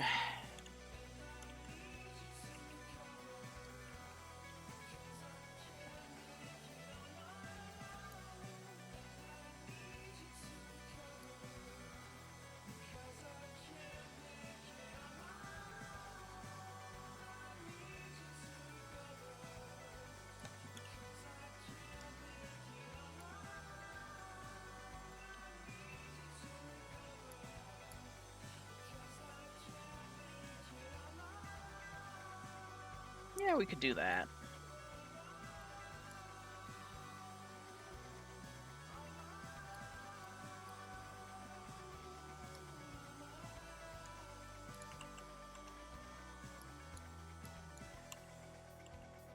And we can base the things right there. That vehicle stash would have been looted. So I don't need to cut through the trees right there. I can get rid of that marker. Get rid of all of that. And keep that post 16 mark.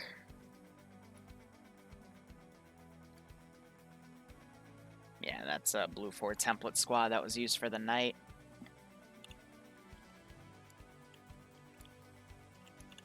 So yeah, this leaves a lot of utility, but I gotta make sure I don't really use static stuff.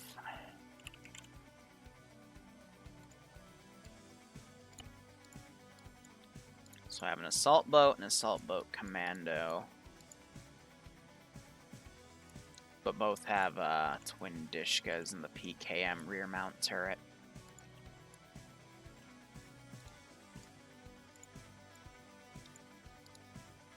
And we also have the patrol boat right here. I'm probably going to use these ones because they have the front firing. And I always like to give my player base more shit to do. So, I believe, if I remember correctly, all of these can hold a single squad.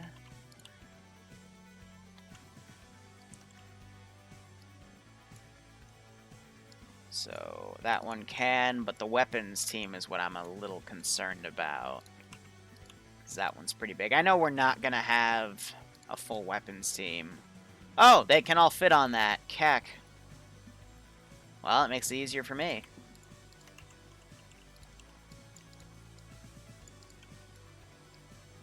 So a few things I'm going to do to this mission file. First off, settings, add-on options. Ace cook-off, I am going to disable ammunition cook-off because I'm going to set these boats to invincible because I always like to have them do the fun stuff for this because... How do I put it? The boats can be blown up very, very easily. So, special states... Disable damage... But they can still get shot out of the boats. And that should be good. Okay. So AO, it's really, really simple. They're going to travel down here, and it's going to be kind of like a base raid style. So I'm going to need to put some sort of encampment up here for them to spawn at. Well, I might just clear this rock.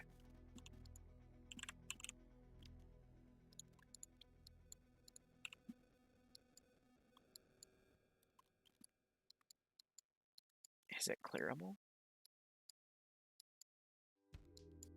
There we go. So that, because we got this nice little flat right here. So I always like to put a crow camp down.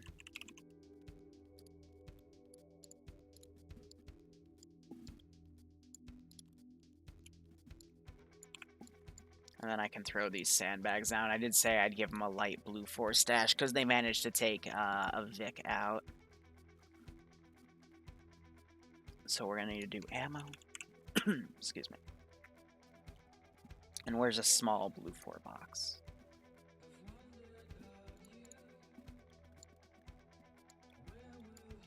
Now, is there anything slightly smaller? Excuse me. That one's bigger.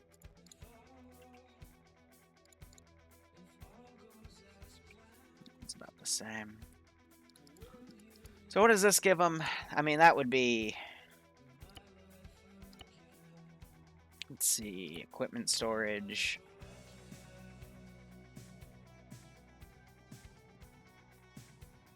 Yeah, so a good mix of guns. Nothing too OP. There's no AA launchers and shit. There's some laws, some China Lakes. Yeah, that's good. So, I know they brought this out via a truck. So I'm going to grab our cars.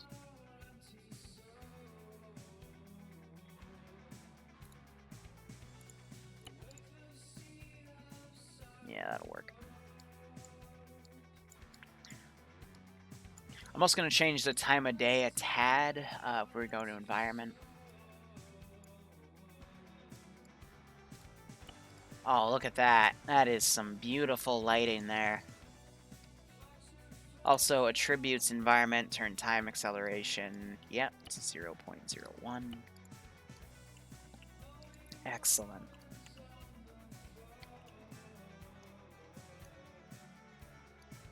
Now I can take this, and since I have this spot on in the other one, I'm going to take that, delete that, put that back.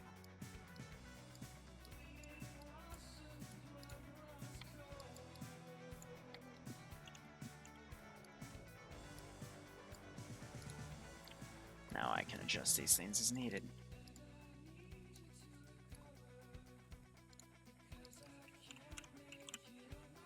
So I'm going to give them this crate for them to possibly load up in a Vic or two, because it might be needed.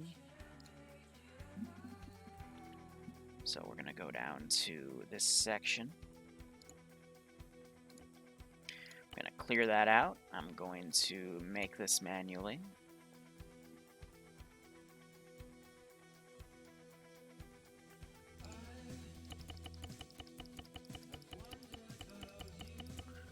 $20 of those, 20 of these.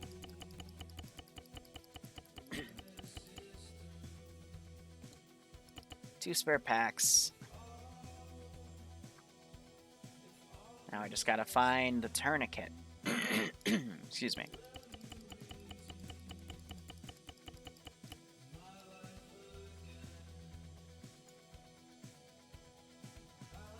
Let me tab out real quick. People are giving me Steam messages.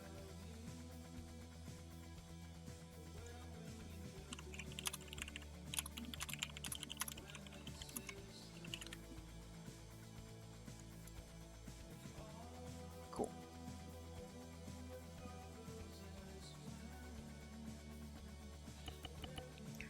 Five cable ties. I usually just have cable ties as a debug thing.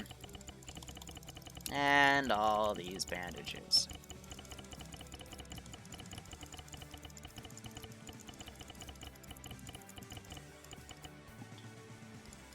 Alright, so 2 medical crates in case they want them. I'm also going to select these, right-click attributes, and we're going to make them medical vehicles.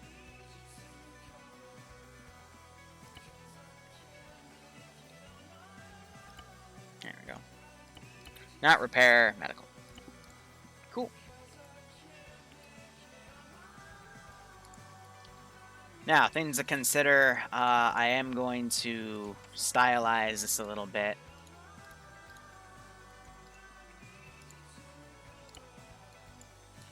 So what does a local group look like here? I just don't want anything A tier Grenadier in the beginning.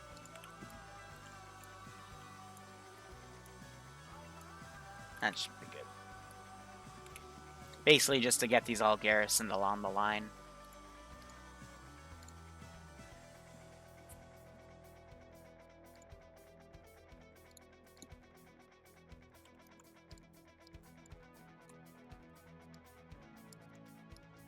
The heck? There we go, jeez.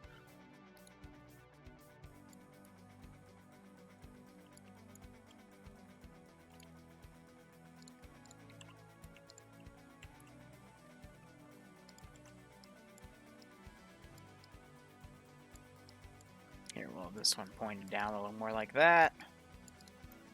That one like so.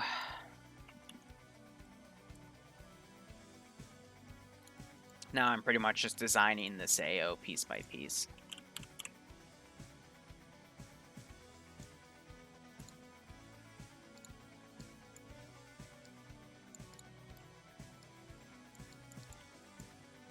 Man, I'm gonna have to come down.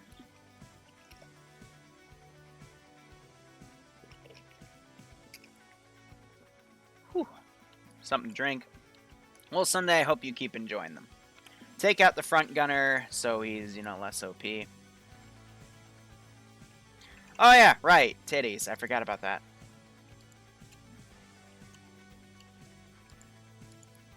And then this one will actually have a bit of a US squad. So I always like bullying the big red one. So we'll utilize that. Again, take out the grenade launcher because player base does not, for whatever reason, like fighting them. We're still going to have them later in the out. This is just them getting to the AO itself. And I'll be listing out a few targets.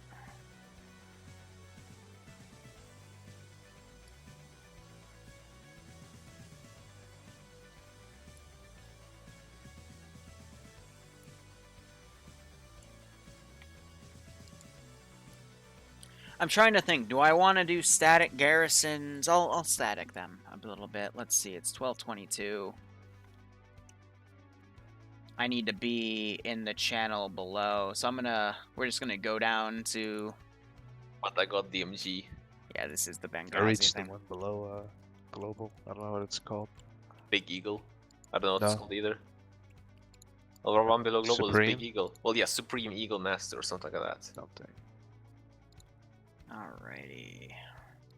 I had DMG, and then I didn't play. Then I stopped playing. Then Bill and Axel had me play a game, and we won it. And I went down to Gold Nova 3 or 4. Is 4 a thing? I don't know. Don't remember. Then I didn't play again for a couple months. Again, win a game, down to silver, the last silver rank. I lose Should be 2. good. I get down ranked. Gonna just mute myself there.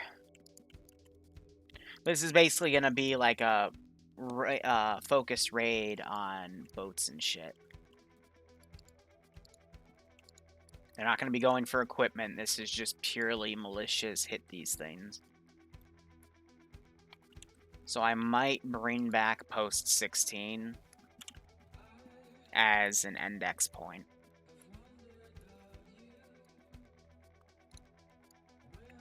So I'm going to put these objective markers down just to kind of show off the potential targets. So they could strike all the way up to these two fobs. But the goal is to be, you know, hide the boats when you can, disengage when you can. It's going to be that type of op.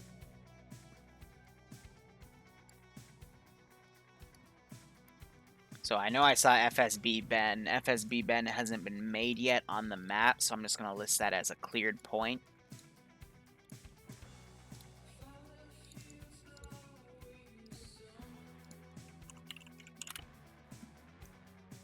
Just in case they have questions on it.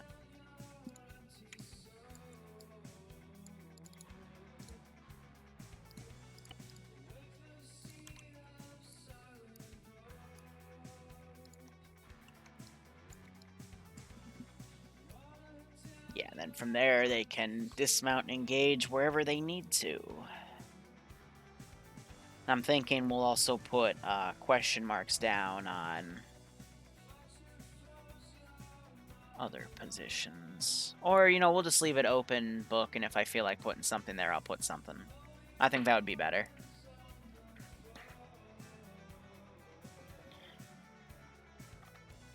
But yeah, those 4 bases as potential hits. Nothing specific to raid. Like, it won't be raid focused, but at those bases, if they want to take stuff, they can. Just dependent on what they find. I'll be right back 1 second. Gotta go take care of something IRL. Bathroom.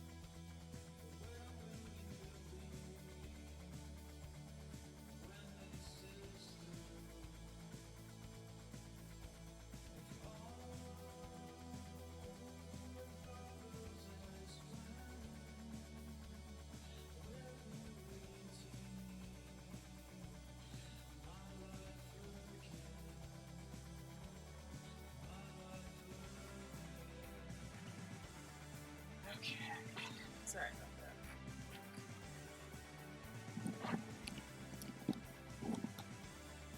that. Alright. So I'm just going to spend the next few minutes designing bases, then we're going to listen to the brief of that op.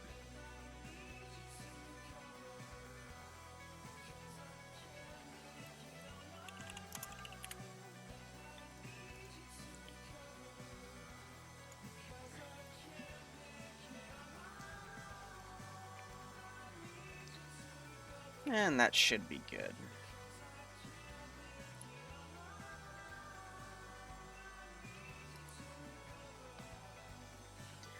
So I'm just looking at this base. I'm trying to decide what do I want to put in here. I'm thinking we're going to, I'm going to stylize these and do them, you know, in group batches. So let's take US full armory. and put it where I normally put it. I like to actually put this, you know, by the ammo boxes themselves. Let's then go to this one. We got another one of those right here, so I'll throw that down. Horseshoe, this one will be interesting because I don't think I have any ARVN. Actually, I do. I'll just have to look for it specifically. That one we'll throw down right there. And then, yeah, it's PAVN full armory. So where do they keep their ammo in here? Also, we got a little bit of a vehicle storage site right there, so that'll be interesting. Yeah, here we go. So right there. We can throw those down. Now I'm going to go back to my medical boxes right here. And go through all these areas. So everywhere I see a medical tent, I'm going to throw down a first aid box. So we have that one right there, and that's it. Looking right here, I've got this one. So we're going to throw that one down right there. Looking at FSB Arrow, again, we got a medical one, so I'll throw this one right here. And then Horseshoe is a custom, so looks like we have 2.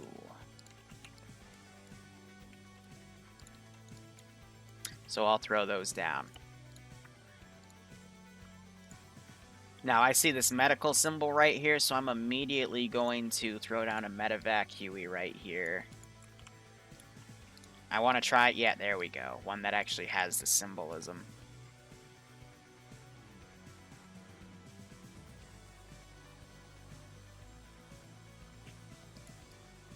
That should be good. I got some mortar tubes right there, so I'm going to go into artillery. And throw down some 81mm mortar guns.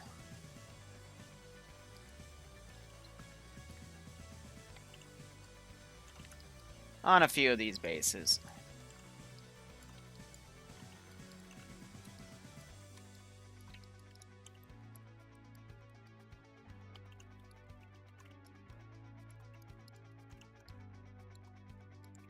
So yeah, after this Sunday, by the way, I'm going to be taking 3 Sundays off from the slot. I'm going to play on the ground instead of Zeusing.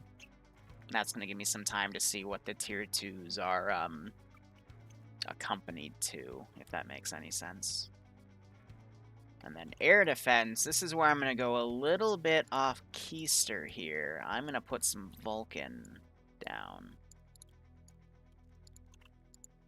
The meat grinder. Got a skull on that one. And nothing on that one. And then over at Horseshoe, because we already have those smaller bags, I'm actually going to load it with some more AAA as well. You can see this freaking... Vietnam was an interesting war. And the one that says Unsung, cack. Alright, we got this vehicle depot here. I'm going to work on that. So I'm going to take it really from cars.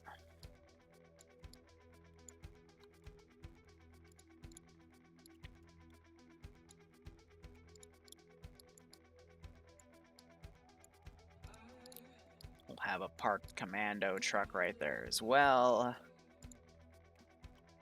And an open Dodge. Mortars we already put down. Just in those little pits.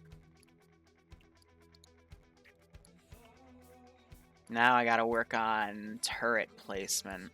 I gotta be careful. I'm not gonna use 50 cals. I'm gonna exclusively use M60s because the 50 cals in Unsun, if they fight vehicles, always tear the fuck out of them. So generally how I make these... Actually, let's work on helicopters first. And then we'll work on turret placement. So, helicopter, helicopter, helicopter, air. Air would make sense, right? I'm gonna throw that puppy down. And the slick down. Actually, no, we'll make it more fun. If they get to it. Well, okay, let's not do a Cobra. It's a little too nice. We can't be too nice with the player base. There we go. Yeah, something with more rocket pods. There we go. 50 cal pods, miniguns. Excellent. That would work really well. Now let's go to FSB over here. Let's do one of our slicks. And that's it. One of these bases, I'm not going to have anything on the pads. This one, though, I will put down an Ara. Yeah. Ara with, what is that? 4, 8, 12, 16, 20, 24 missiles. Did I just math right? Yeah, 6 times 12.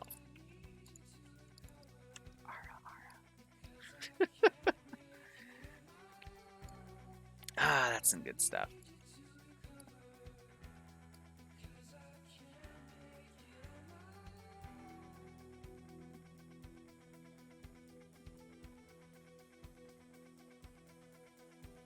Hold on 1 second.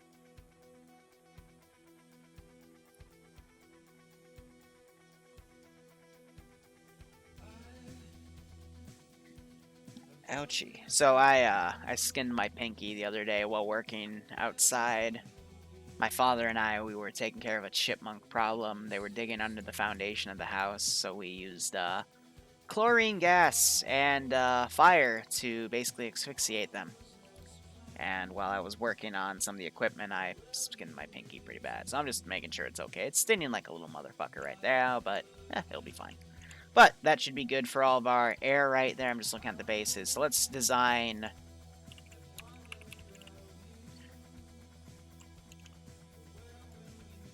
our pallets. So my pallet design for these is really simple. I just stack 2. Simple object them, and then I need an M60 turret. High facing. And what's annoying is you'll notice that the symbol is not put directly under, so it rotates, but the symbol always stays away. So it can be a little bit of a pain to put this thing on. As you gotta, take it, rotate it, and you notice the turret kind of just moves to where the fuck it wants to move. So you gotta kind of individual place this bitch.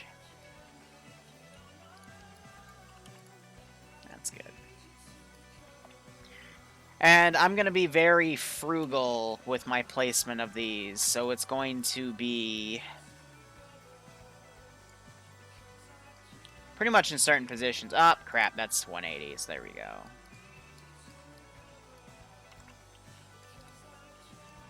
So I'm going to put, 2 over there and then 1 facing rear, and that's it. I'm going to leave some obvious holes that maybe the player base will exploit. Maybe they won't.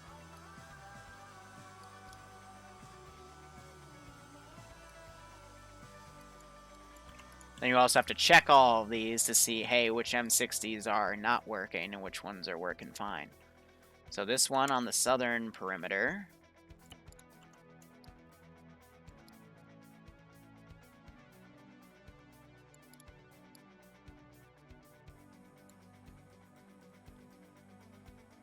That one right there. Pallet's working fine. And then one right here.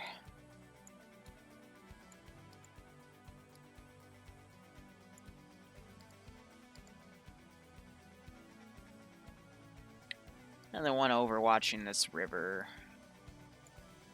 And again, we're not using 50 cal because Unsun 50 cal is... it's pretty nasty. Like, against infantry, it'll fire regular 50 cal rounds, but that same box of ammunition will fire frickin' whatchamacallits. Like HEIDP, whatever the fucky. And it'll just shred through vehicles. Like, one shot can take out a tail rotor. So that should be good. Alright, I'm gonna mute myself in the channel just to start listening for the brief. And then we'll start switching over to realism mod set after I, Hello, fellow kids. Rollfist army, unite!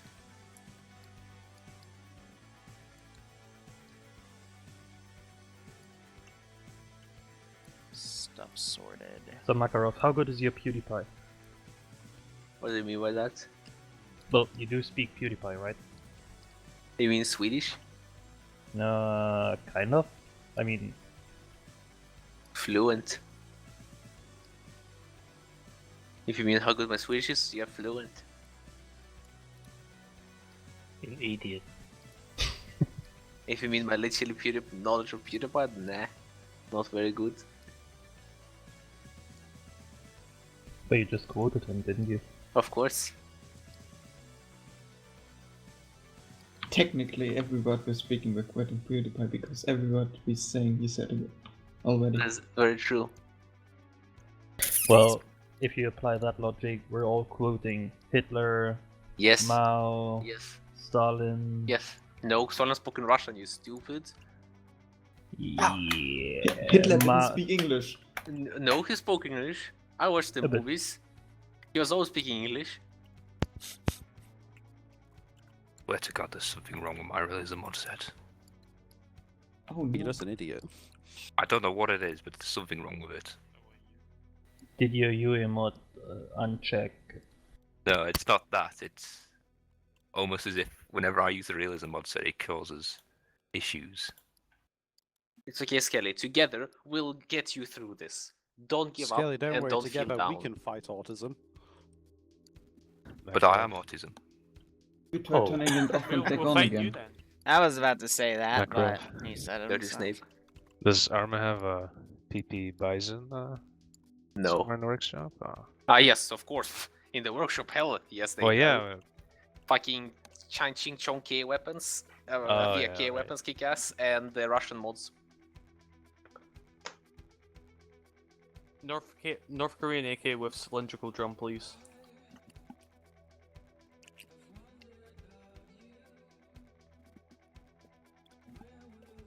Name me a drum that isn't cylindrical. Fine, we'll put Jawohl. some notes. Cylindrical mag, I meant. Yeah. You Okay. only have that. They've got AKs with Banana Bison mag. mags. Yeah, they pretty do. much. Right, guys. Because there's a little bit less of a turnout than what I expected, That should be resource good. slots are limited to 4 people. Okay? And it's a first come, first served basis. Don't connect yet, because there's some ground rules that I've got to put down.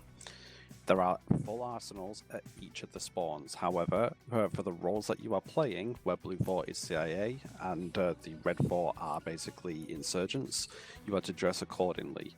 So if you're an insurgent, don't go fucking taking like thermal gear and shit like that, no MVGs, GPS and shit like that.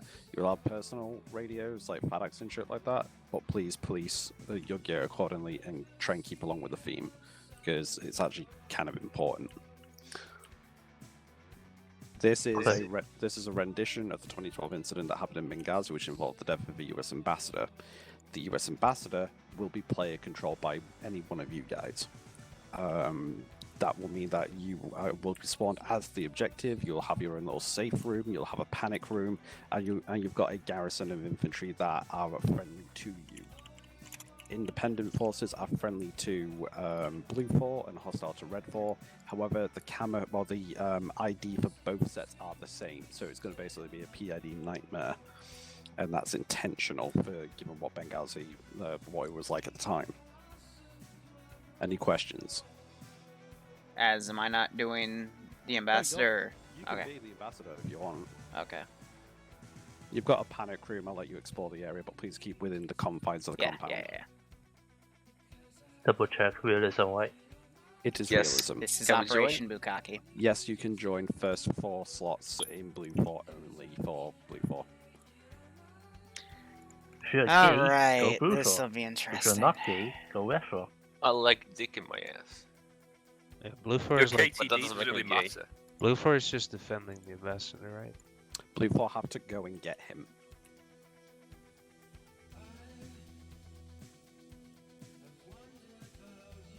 Yeah, so this is definitely Operation Bukkake. This is the medic op that system? let everyone. Medic system is standard medical system that we have been using.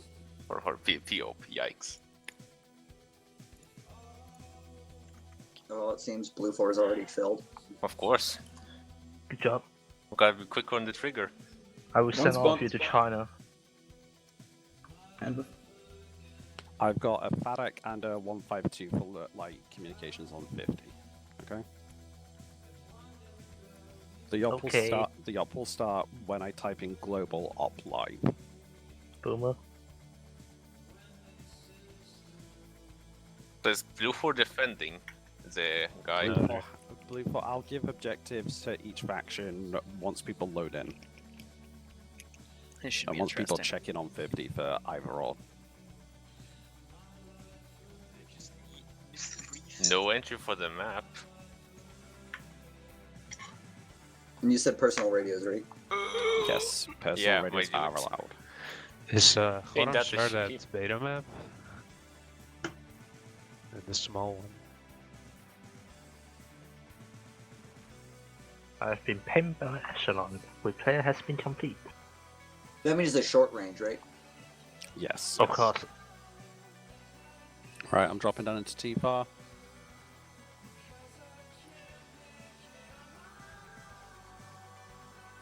What map is this on? Don't know.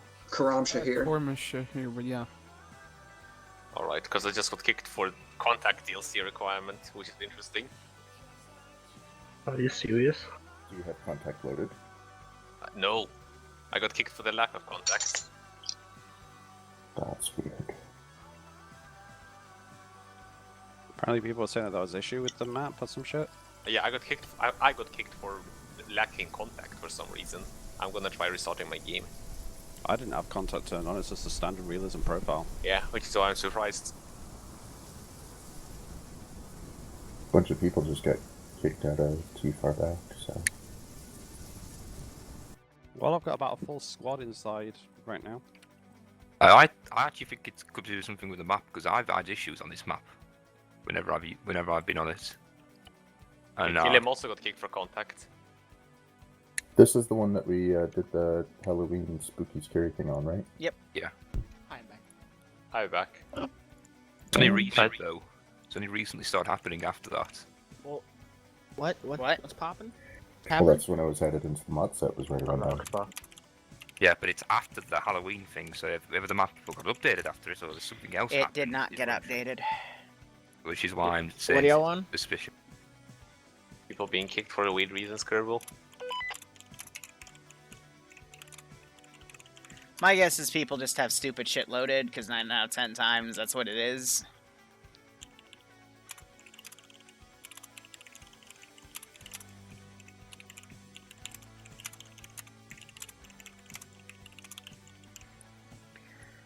Alright, well this should be interesting.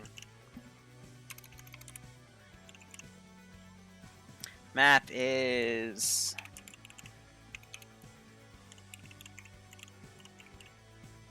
Kormashtar. And the title is and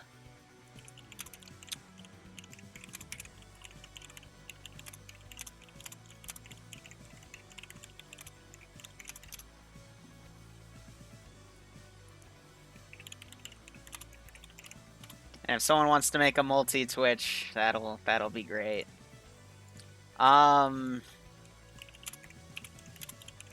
Actually, no, this is a Durka, so this would be, whatchamacallit, this would be...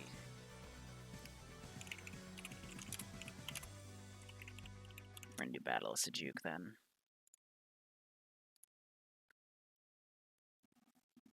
Alrighty.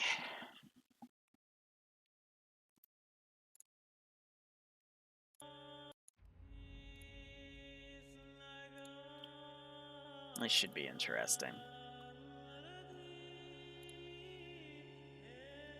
So let's make sure everything's updated. Yep.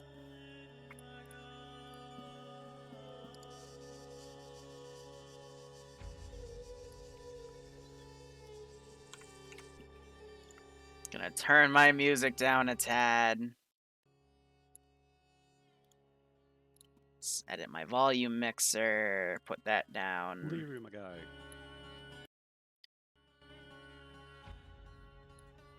That should be good. Alright, who's ready to watch Liru get pretty much butt fucked? Hey, yep, I'm all set.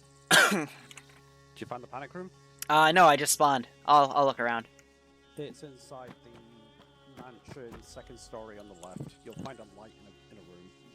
Cool. So, I take it I play Ambassador, don't have any guns, I just... Well, you've got stuff in the panic room. Oh, okay. Everything in the panic room you can use. Excellent. Thank you. Alright. Let me add in the title, PvP.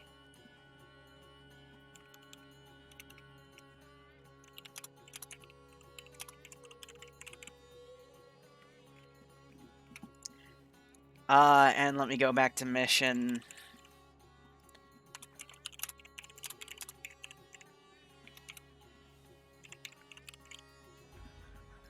Let me add the Zeus's name. So this is the legendary Operation Bukkake, which has been in the works for quite a few months.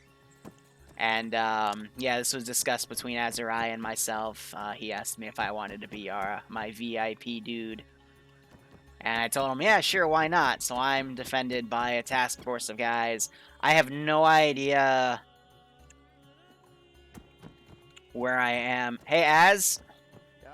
Where am I on the map? Grid space 023047. 023047. So I'm up here. Yeah, oh yeah. Thank you.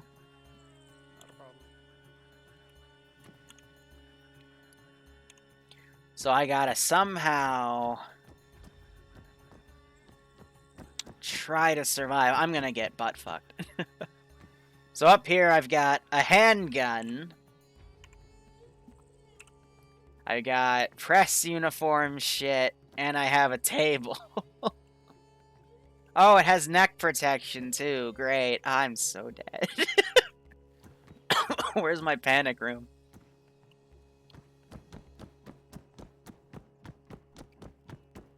So I guess my goal is to be...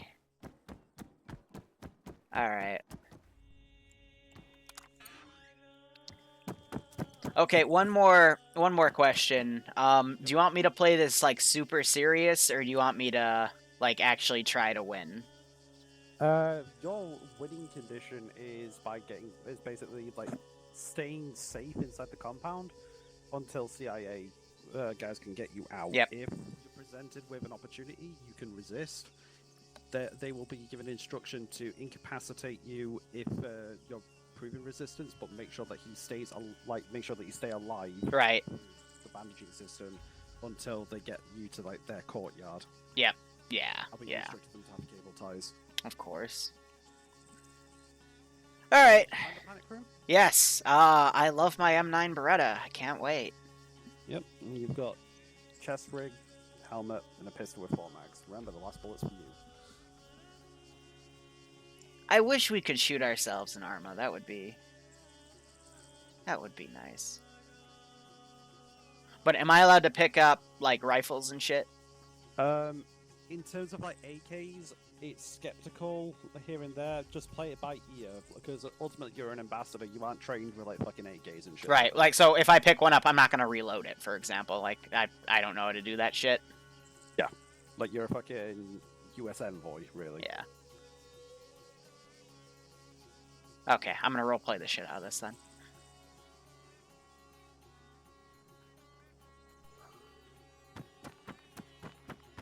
How's my stamina? Okay, I need to keep that. So I got local defenders. I've got plenty of buildings to hide in, but as soon as gunshots start, I'm gonna have to run. Like, find a place to hide and just chill.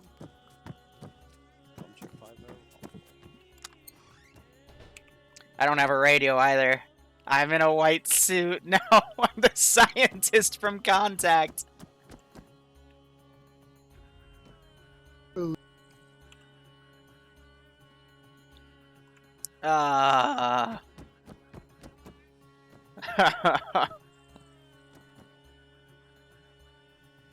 So best I'm gonna do is I'm just gonna chill up in the mansion, I guess.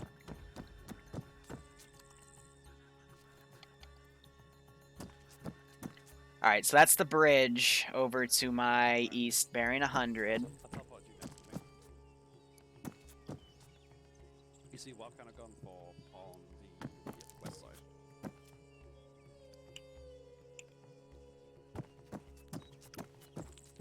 I got an RPG guy up here. Oh, that's great.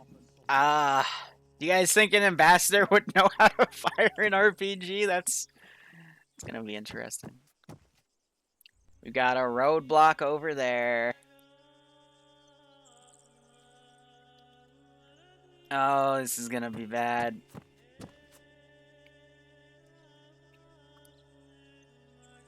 Yeah, so if Blue Force trying to rescue me, I need to just find a place to hide.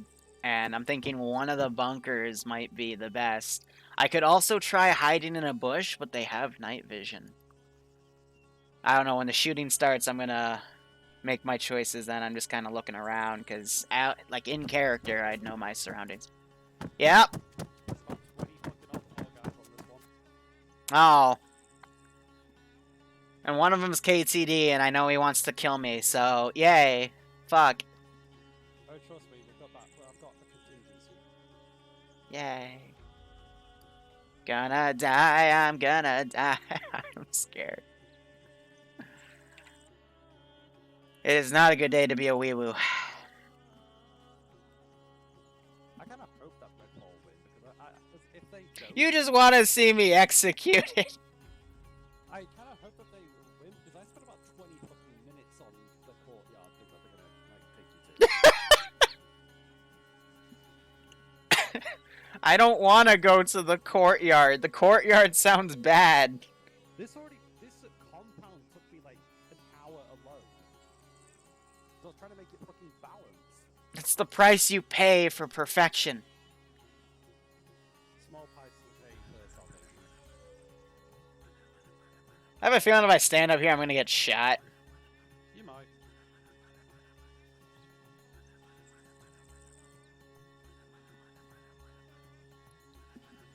I'm scared. Everyone wants to kill me. Maybe I could try hiding on the roof. And then just proning up here. That might be my best bet. That or the bush. No, someone would have to climb up there. Someone would. But this is literally prop hunt, but we're all humans. Why does my fucking OBS keep opening with that tab up there? Fuck me. I'm gonna put this right here. There we go. Okay.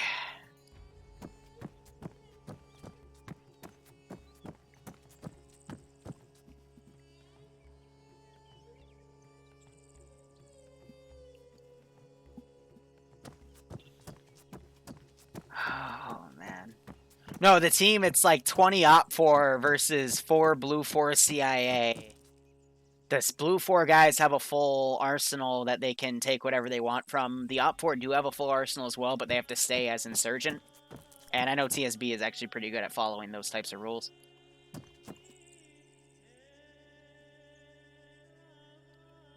Oh, man. Why did I agree to this? You know, at first I thought it was a good idea, but now I'm getting giddy. Oh,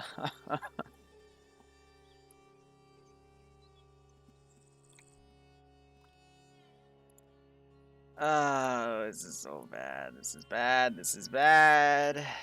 Yep, I'm on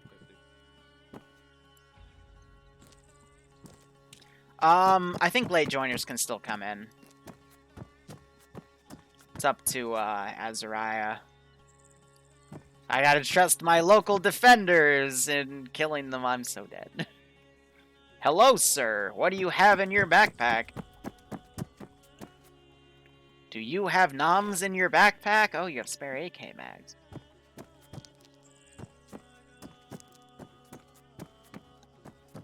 So I gotta stay within this perimeter.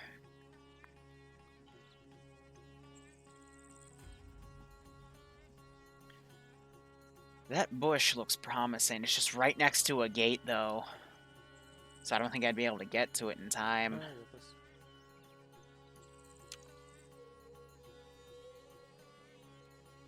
Random building would be nice, but...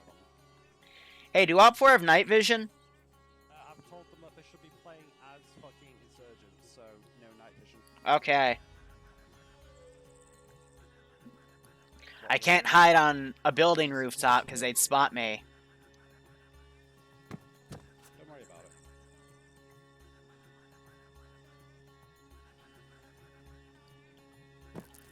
Oh, Liru, you got some turban boys hunting you today.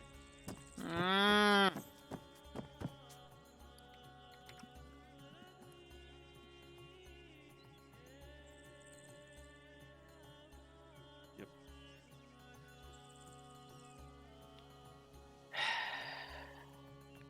Check for Upfall.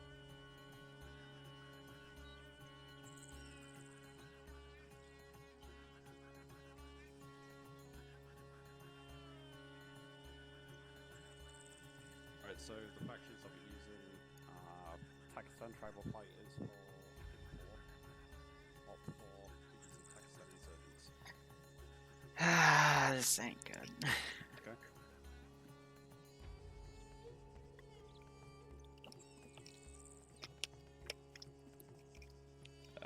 Pakistan, yep. Basically, scatter Op 4 and Green 4 throughout the city. Make pockets of fighting. Yes. I basically want there to be chaos going on through the city. Is it going to cause frame issues? Probably.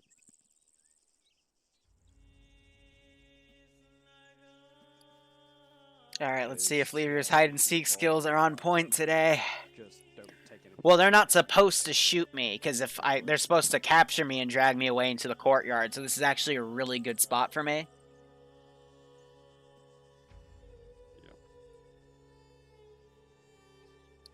Because I can commit Overwatch and just kind of laugh at them. Your discretion.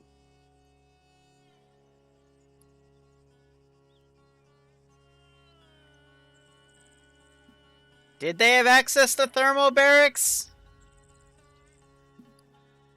It's the RPG warheads? Probably. Oh.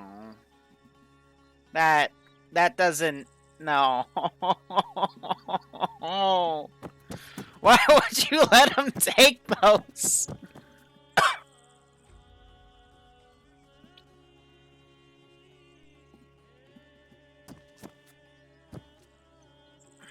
That building would be good if it wasn't...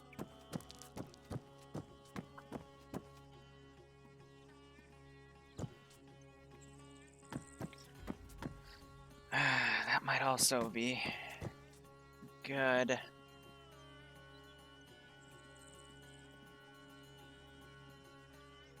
Liru gets Epstein. Oh my god. But the CIA are trying to save me. Oh no, they're gonna Epstein me too. Alright, so no matter what, I'm going to get shot.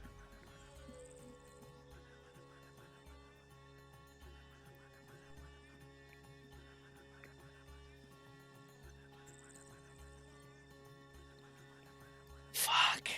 There are no good places to hide in this fucking building.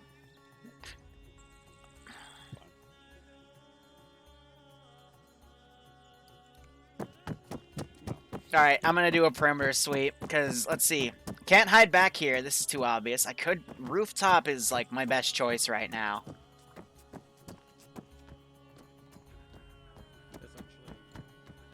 Too obvious. Too obvious over there.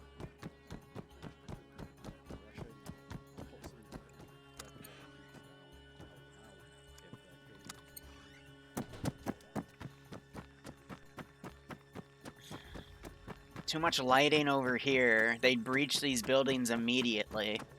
Because I'm trying to think, what would give me the most time for the CIA guys to get here?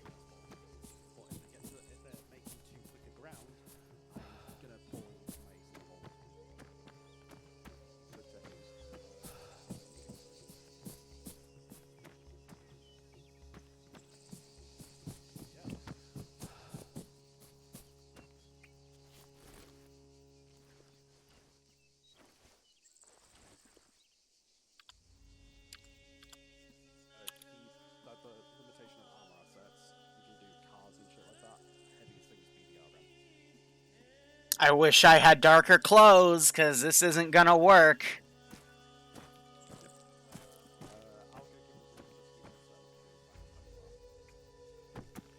My white clothes are really, really bad for hiding. God fucking damn it.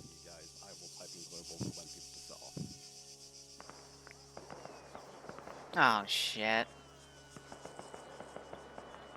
That's right next to a gate. Ah! Mr. President, we need to get you to the safe room.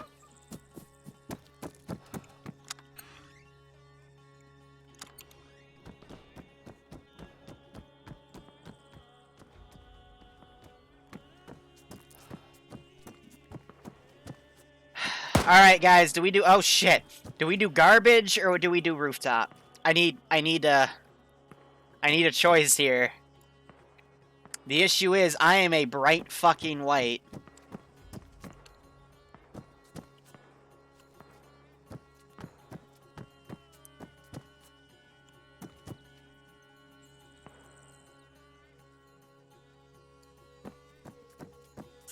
Yeah, the press vest is darker.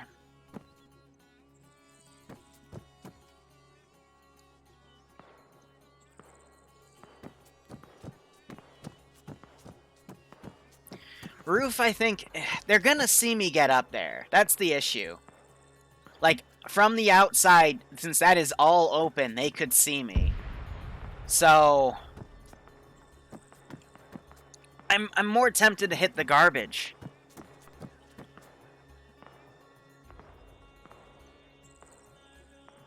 Yeah, I guess now would be the time to get the gun. Yeah, see, I don't know why Calum's joining without CBA.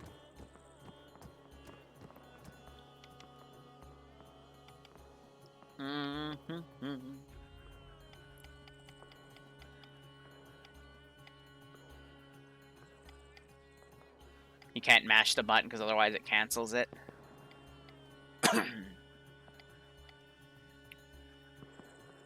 This is all I fucking get.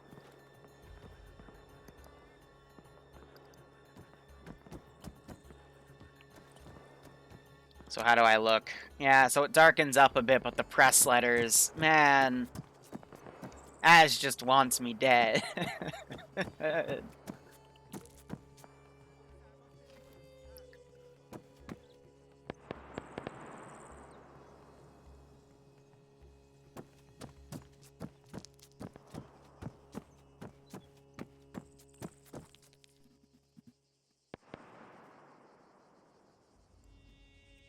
If I take my white clothes off, then I'm gonna be in white underwear.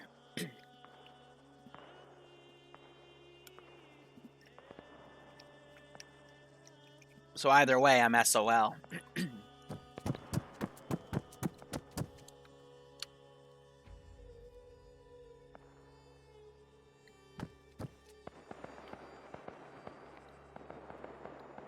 Oh, man, that shooting... It's really good ambience, and I am totally fucking terrified. I mean, right back here would also be a decent spot, but they're gonna check up here top right. I could hide in the body.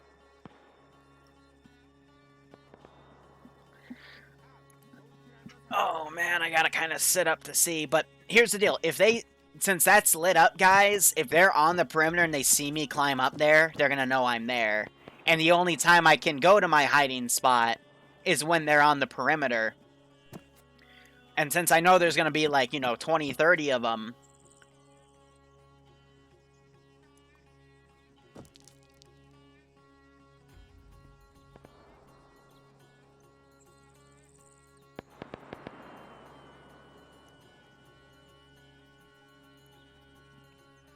Oh, man.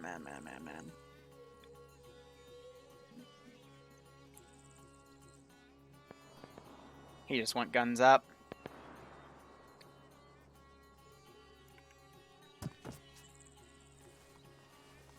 Those aren't players. They'd be shooting if they were bad.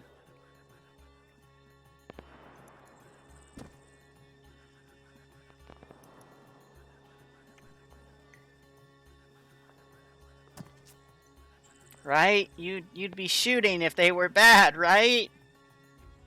Oh.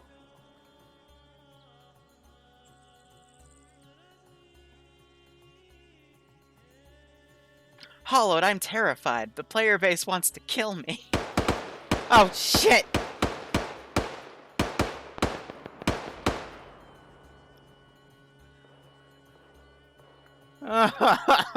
Oh, why? What was over there?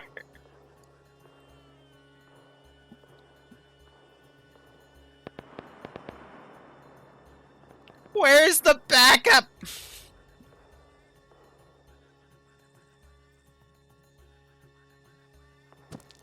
Is there movement right there? No, okay.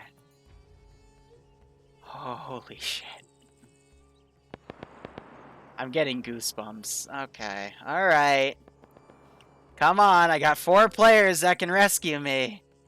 Please. Who's even on what team? Rich, Prazi, Iopus, Heckfly. I think he's actually Kozusin, so these 4 are saved. Oh, I'm dead. Skelly's on the bad team. Cavasius is on the bad team. Macro. Oh, I'm so dead. I'm so dead. I'm so fucking dead. Never mind. My subscription to life is gonna be cancelled. Oh, okay. I thought Blue 4 was gonna be like, oh, the tier 3s. I'd have Sniper Wolf, and what's that? Nope, I'm dead. I'm dead. All the good players went to the bad side. Oh, I'm gonna die.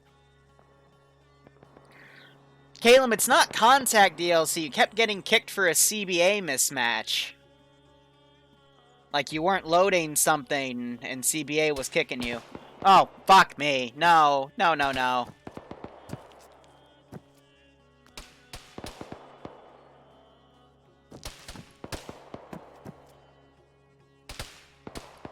Yeah. That's an AI though, because a player wouldn't suppress like that.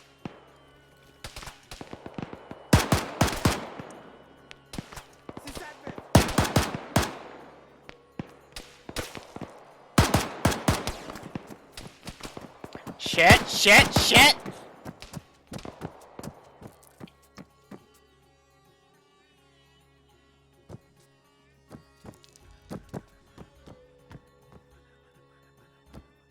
Is it over? Did you win? You won, right? He won, right? Yes, he did. Okay, he's still alive. Good.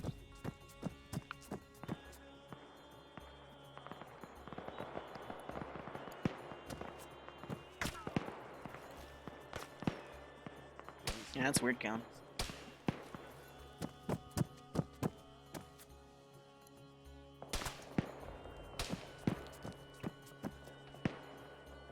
What do you mean Op 4? Op 4 hasn't even been deployed yet!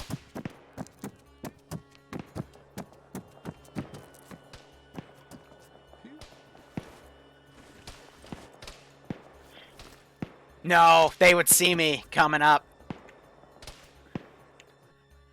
They would see me, so it's just not.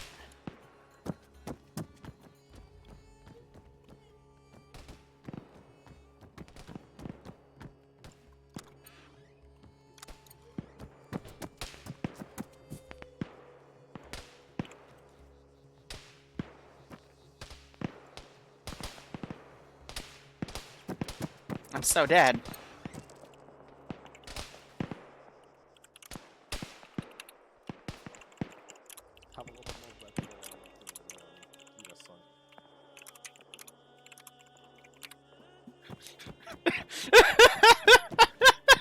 I'm so dead. Have fun, you bitch!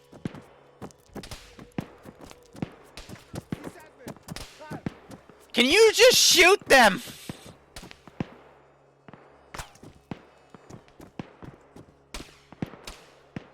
I pay you to shoot them! The government! Did I win? Why does it keep misclicking on my other monitor? It's so weird. Here, let's try that. See, he's over there. I'm set to civilian, though, so he won't shoot me, thankfully.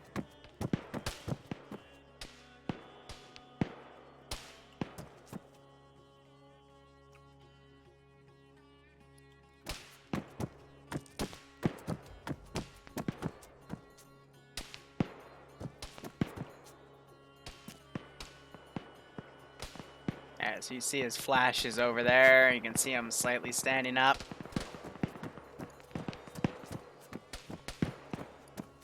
Hearing a lot more shooting in that direction now.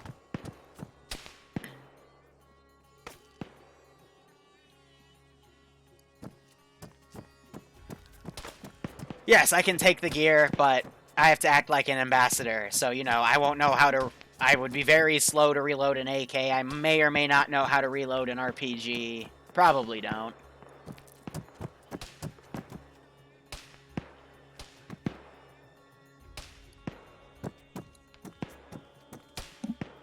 You know, if the CIA could come save me, that would be great.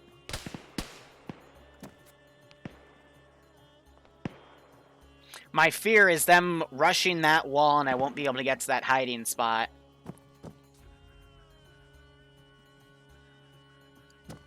TSB is my community, where we run a lot of different types of ops, from realism to 40k to Star Wars to Fallout. And yeah, as one of the main Zeuses, they revel in the opportunity to kill me in an op. So this is what this op was designed for. And I'm kind of scared. There isn't a simulate. Well, there is a simulated safe room, but it's, yeah, it's not really a safe room. That sounded like 50 cal. Is that behind me?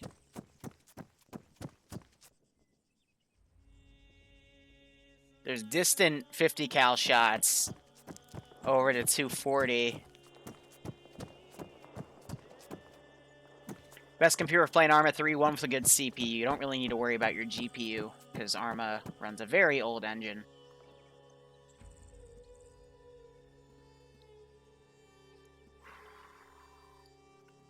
At least my frames are good. I can die with good frames. It's at least... Oh, never mind. It's at 20. I am now paranoid.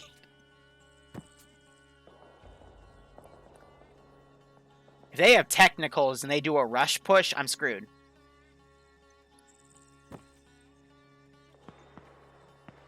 Like, I'm hoping it's just infantry, but if it's a technical rush on the gate, I'm screwed.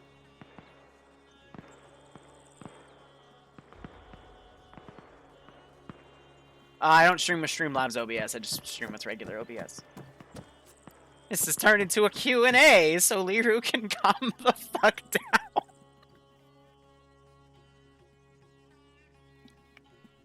That's a Vic. They have Vics. I heard an engine. That's not fair. Why do they get Vics? I mean, why wouldn't they get Vics? But why would they get Vics? That was an RPG blowing up. Hillary ain't calling shit. If anything, Hillary's calling for the CIA to come Epstein me. Fuck. I'm scared. I'm super duper scared. Oh! No! Shoot them!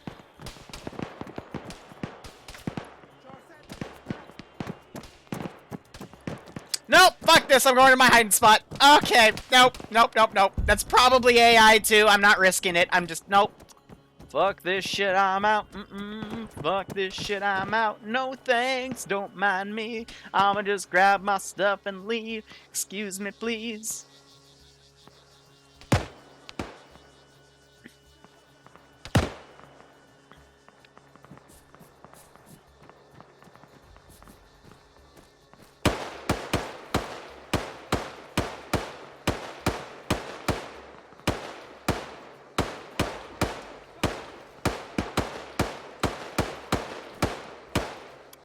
Can I hide in this? Nope. Okay. Well, had to try. Can I hide in this? Can I hide in the dumpster?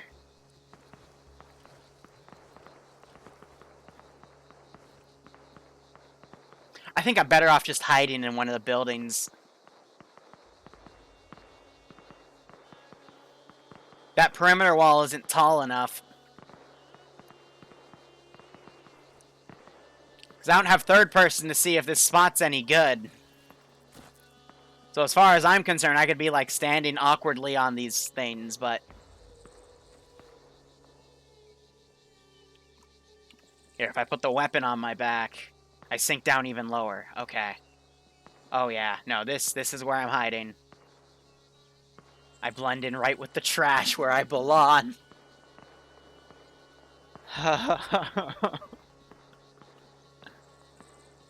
So the shooting stopped. That's good. No shooting is a good thing. So I don't hear any more local shooting. I still have guards. Right? No one's dead. Alright. Excuse me. I think we're good. No, the first place they'd look is this mansion, so I'm leaving this door deliberately open. And I'm trying to get them to see me on the mansion so they think, okay, I go to a panic room or something.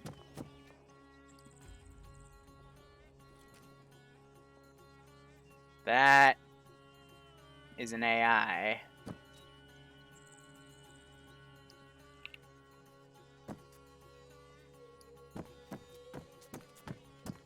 Are you dead?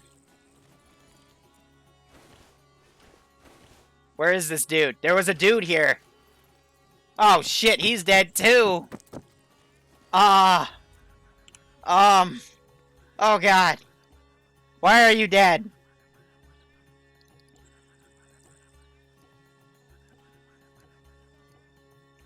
Okay.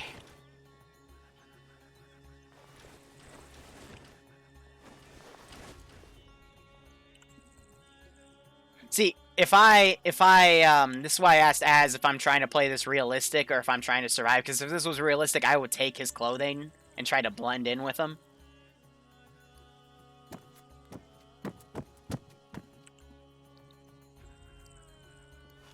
So I'm going to stack those right there in case I need them.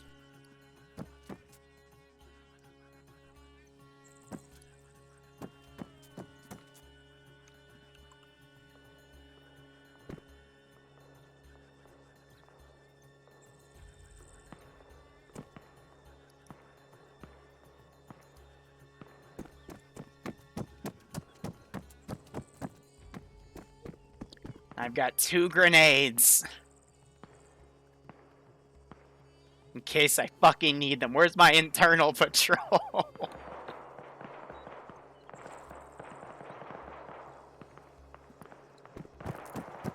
Are those CIA?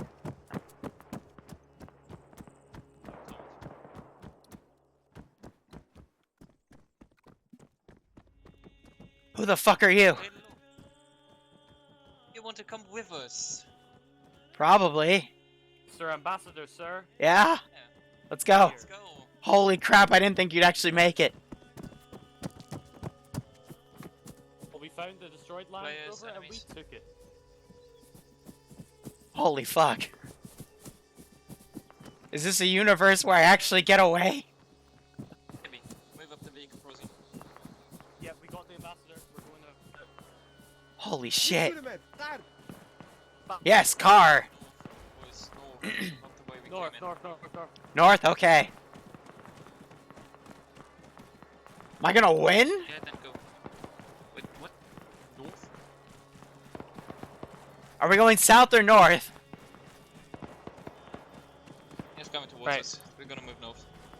We're gonna move north. Okay.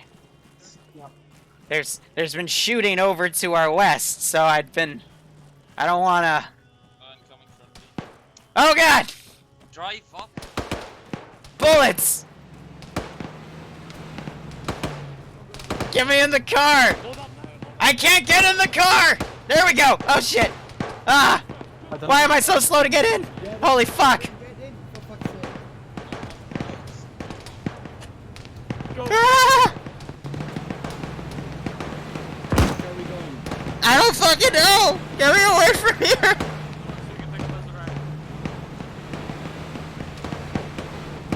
That's a guy in the road! Holy shit, you just ran him over! Oh my God! Ah! I don't have earplugs, I'm deaf! Ah! What about that other guy? Wasn't there a guy with a radio with you?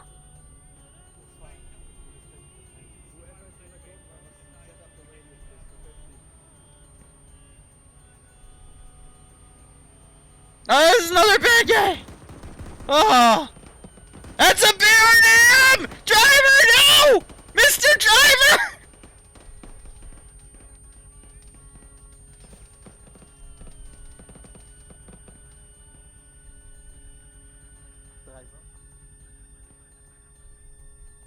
The driver's, he's not waking up!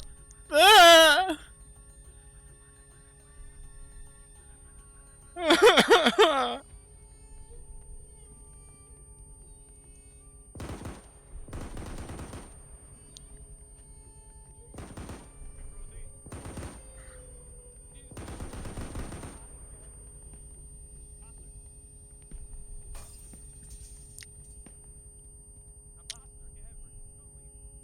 Getting shot at! You just kicked me out of the Vic? What are we doing? Okay. Where do we go?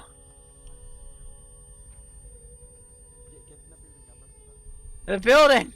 I can barely hear you. I can't hear anything.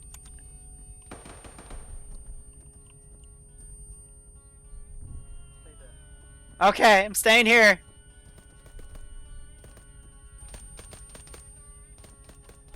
Holy shit.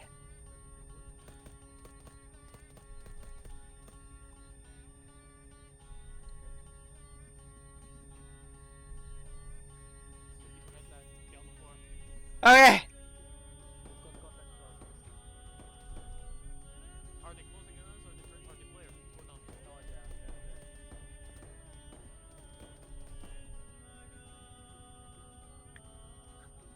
Where's the fourth guy?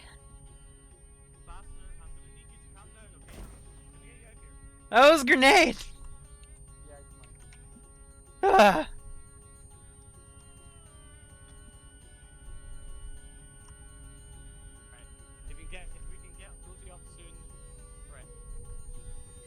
I'm gonna try to help. I'm gonna put a bandage on his head. I'm not really good at this. Okay, 1, 2, 3, 4, 5, 6, 7, 8, 9, 10, 11, 12, 13, 14, 15, 16, 17, 18, 19, 20, 21, 22, 23, 24, 25. What are those bright lights? What are those bright lights? 27, 28, 29. Why are they getting brighter? 30, 31, 32, 33, 34, 30. Ah! 35, 36, 37, 38, 39, 40. The end of the black line. I do good? No, we're not. Oh. Do I need to count to 40 again? Can you acquire... Arcadis, can you get us a Vic?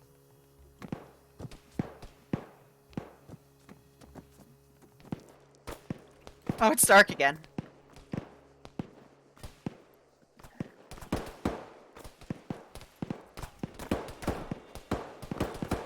I don't think staying here is a good idea. There's a couple of buildings to our northeast. It's going to be a bit of a dash, but I think we can make it. Okay. Okay, get direct flight.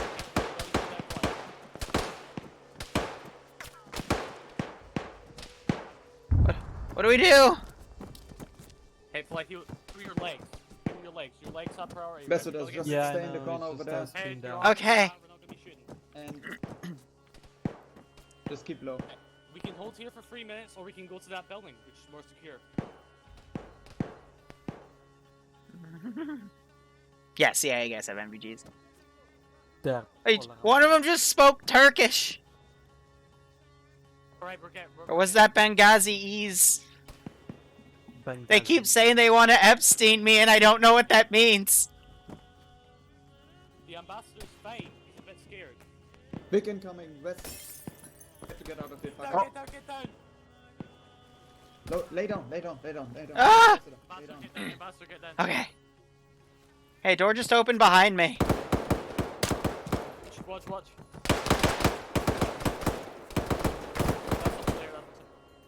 Fuck. Come. Ah! I just shot a man! I just fucking shot a man! He wants to kill you. He wants Ah! Where the fuck are you guys? We need to go! We need to go! I don't want to be here anymore! Hold on, hold on. Right, they're coming, okay? Ah! I'm injured. Who's coming? We need you here, man. How do I change the gun? Okay, I click this button. Is that a Vic? Arcalis, is that you? That's a BRDM. Is that him? Get that BRDM, that's friendly. Okay, I'm running for it! Ah! Ah!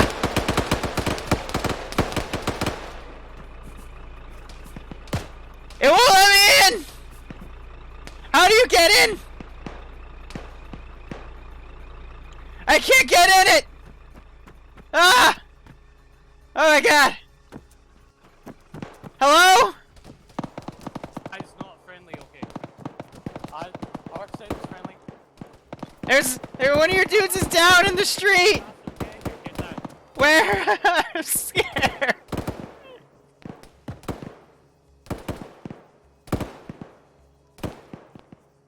So they're CIA, they would know what a BRDM looks like. I'm an ambassador, I don't know what the fuck I'm doing. Down. I don't think I can save them. Ah. The door just opened again. It's me. Right, run. Get ready to run. Find you. Oh god. Running! Ah!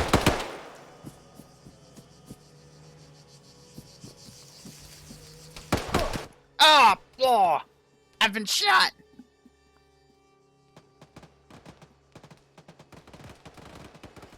Maybe next time tell me where to run to? Oh, I've been shot again.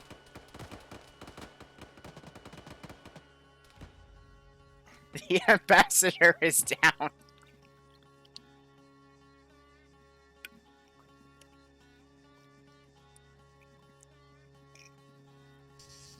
Ah!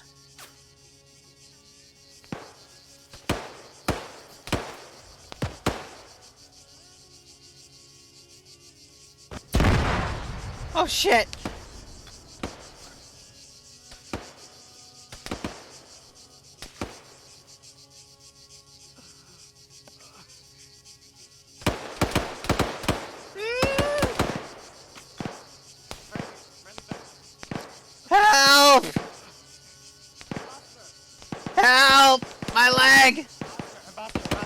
See that here?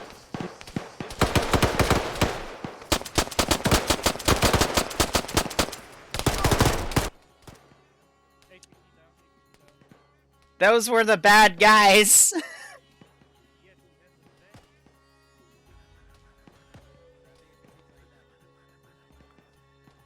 Those were the bad guys, you idiot. You let them walk up to us. I'm cable tied.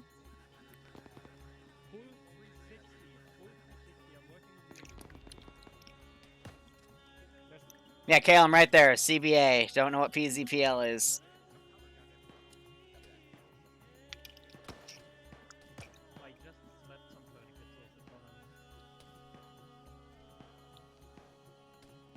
Yeah, we stood in the same spot for way too long, and that's what let the others catch up to us.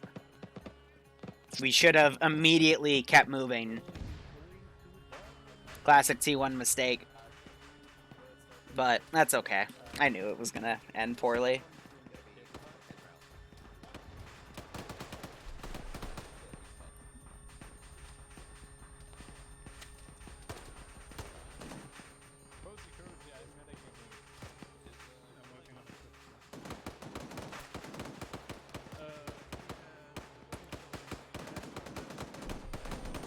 I mean, there was still one guy that was away from the team, so he might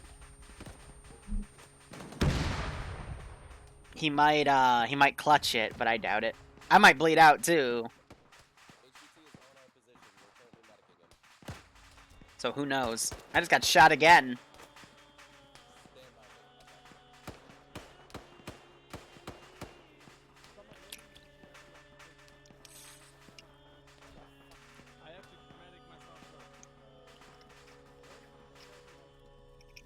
They just loaded me in the Vic so I wouldn't get shot anymore. I'm still bleeding. Oh, and I blew up in the Vic! Amazing! Yeah, the real question is, am I going to get the mercy of dying here, or am I going to get totally screwed, healed, and then executed in the courtyard? Yay, extra wounds! CIA coming back with the clutch!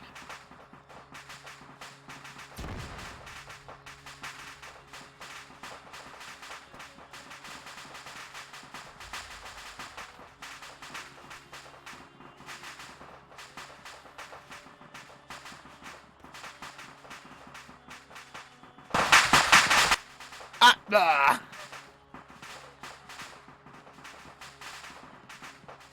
I don't know what that was.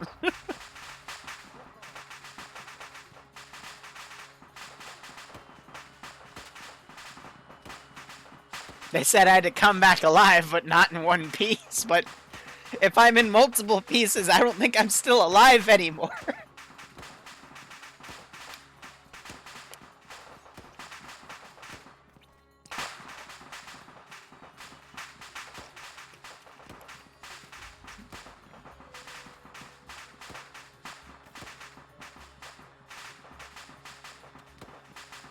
Sounds like you doubt the power of science. It might have been a toggle heal, but since I'm right next to Cook-Off, I'm still going to take injury.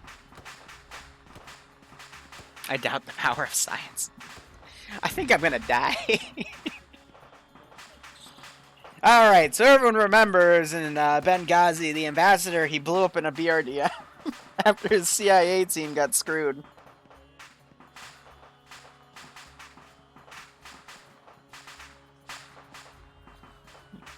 Making new history. I'll be alive like one of the heads from Futurama. Yeah, right.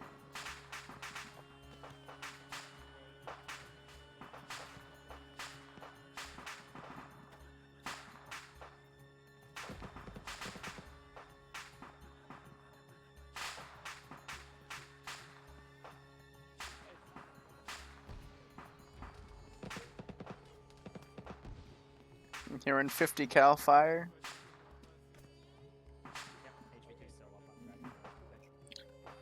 Come on, it's been at least 3 minutes. I should bleed out in another 2. I think he toggled my unconsciousness so it would reset the bleed out timer. I'm being picked up, but that doesn't look like CIA. That looks like Durka Durka.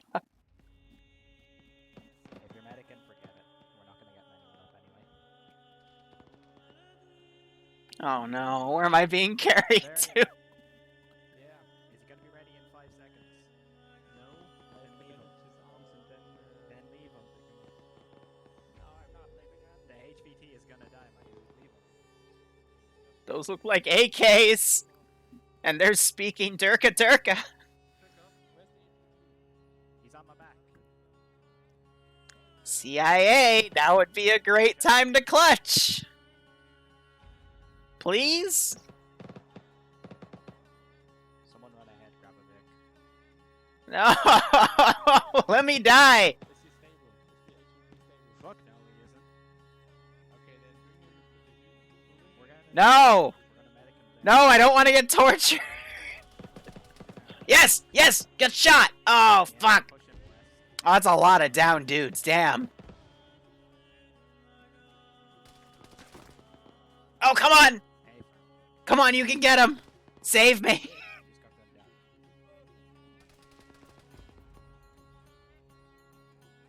he's on my back. I'm currently pinned by a building. I'll mark him now.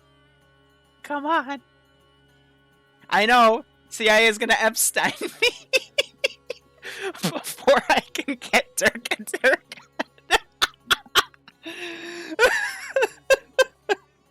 It is not a good day to be me.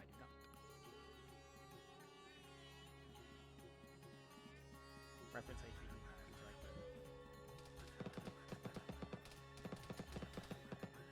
Stabilize the HVT.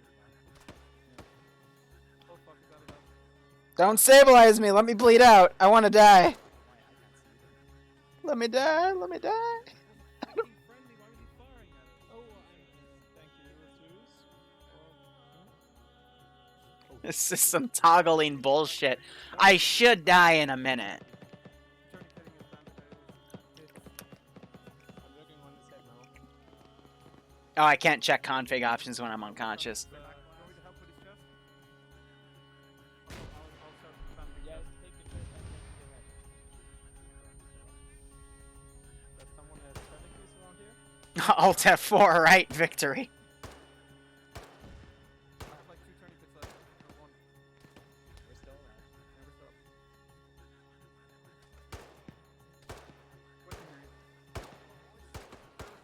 up. I'm looking on the right side of my right limbs now. Fixing up that chest. I'm probably still cable tied, otherwise I'd mash the G key when I got up. Yes, I'm a medic. Yes, medic is on the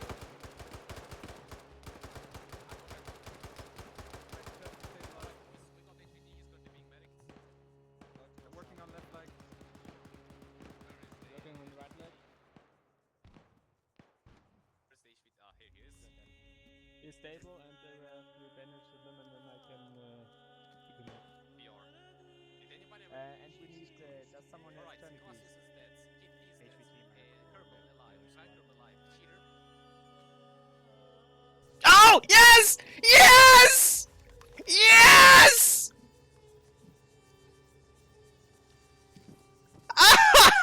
Yes! Easy game! Easy game! I made it! General administration of. I made it! I died, but I made it! Yay! Ah. So, do we have AP or not? When we supposed. So, you guys should have kept me moving. As soon as we stopped in that building, we've got fucked. That was your mistake, but Yeah, but we had to medic up and... they put me in a vehicle to try to pull me away, and then the vehicle got blown up like 3 seconds later, and that's what killed me. Like, so, I yay. heard the explosion, I was laying beside the Vic. That's what killed me. I made it! I embraced the sweet sensation of death without being tortured. Yay! Nice. Ah. They're not gonna. They better not TP me back. Anyway, we So are I CIA, can't- so take fucking OP shit as you can. There was a car. If you want us to take OP Let's hope and stuff, survive those let us get tunnels 762. well enough that we don't get... Yeah, just take ENVGs and we have thermals. There's no round 2. Are we allowed those? So I mean, now what are we doing though? Because I'm dead. I don't know. They were supposed maybe to move you for to the our next objective. maybe Hillary Clinton Cack. called in some favors with the devil and you're still alive. Ah, mission failed. Up for Mission failed. something. I died. That's why it failed. Both fail Oh, yeah. now? Yeah, What? Everyone fails. I'm dead. Casualties, none by me. Yay. No, it's not one life. Cancel. I just anticipated it would end right around now. You died right around under my knife.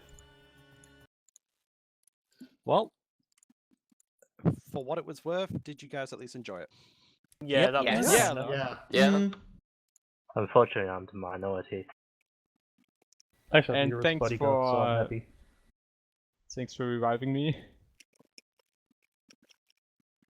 So the fail condition, which was like a hard fail condition, is that Liru was only ever one life. There's only one ambassador. There can't be multiple of them. So if he died, if he bled out, that's it. That's the end of it. So it So it was dependent on how much he got mag dumped as to how much you can actually physically work with. Ultimately, in the real life scenario, the ambassador did die because they set the complex on fire, and he died via smoke inhalation. They sent in a set of teams 2 weeks later to recover his remains. If on I this- could, whoever is left on the server, please get off so I can get on and test something. I'll make it easy for you. I'll just reset the server. That works. I'll kick anyone off.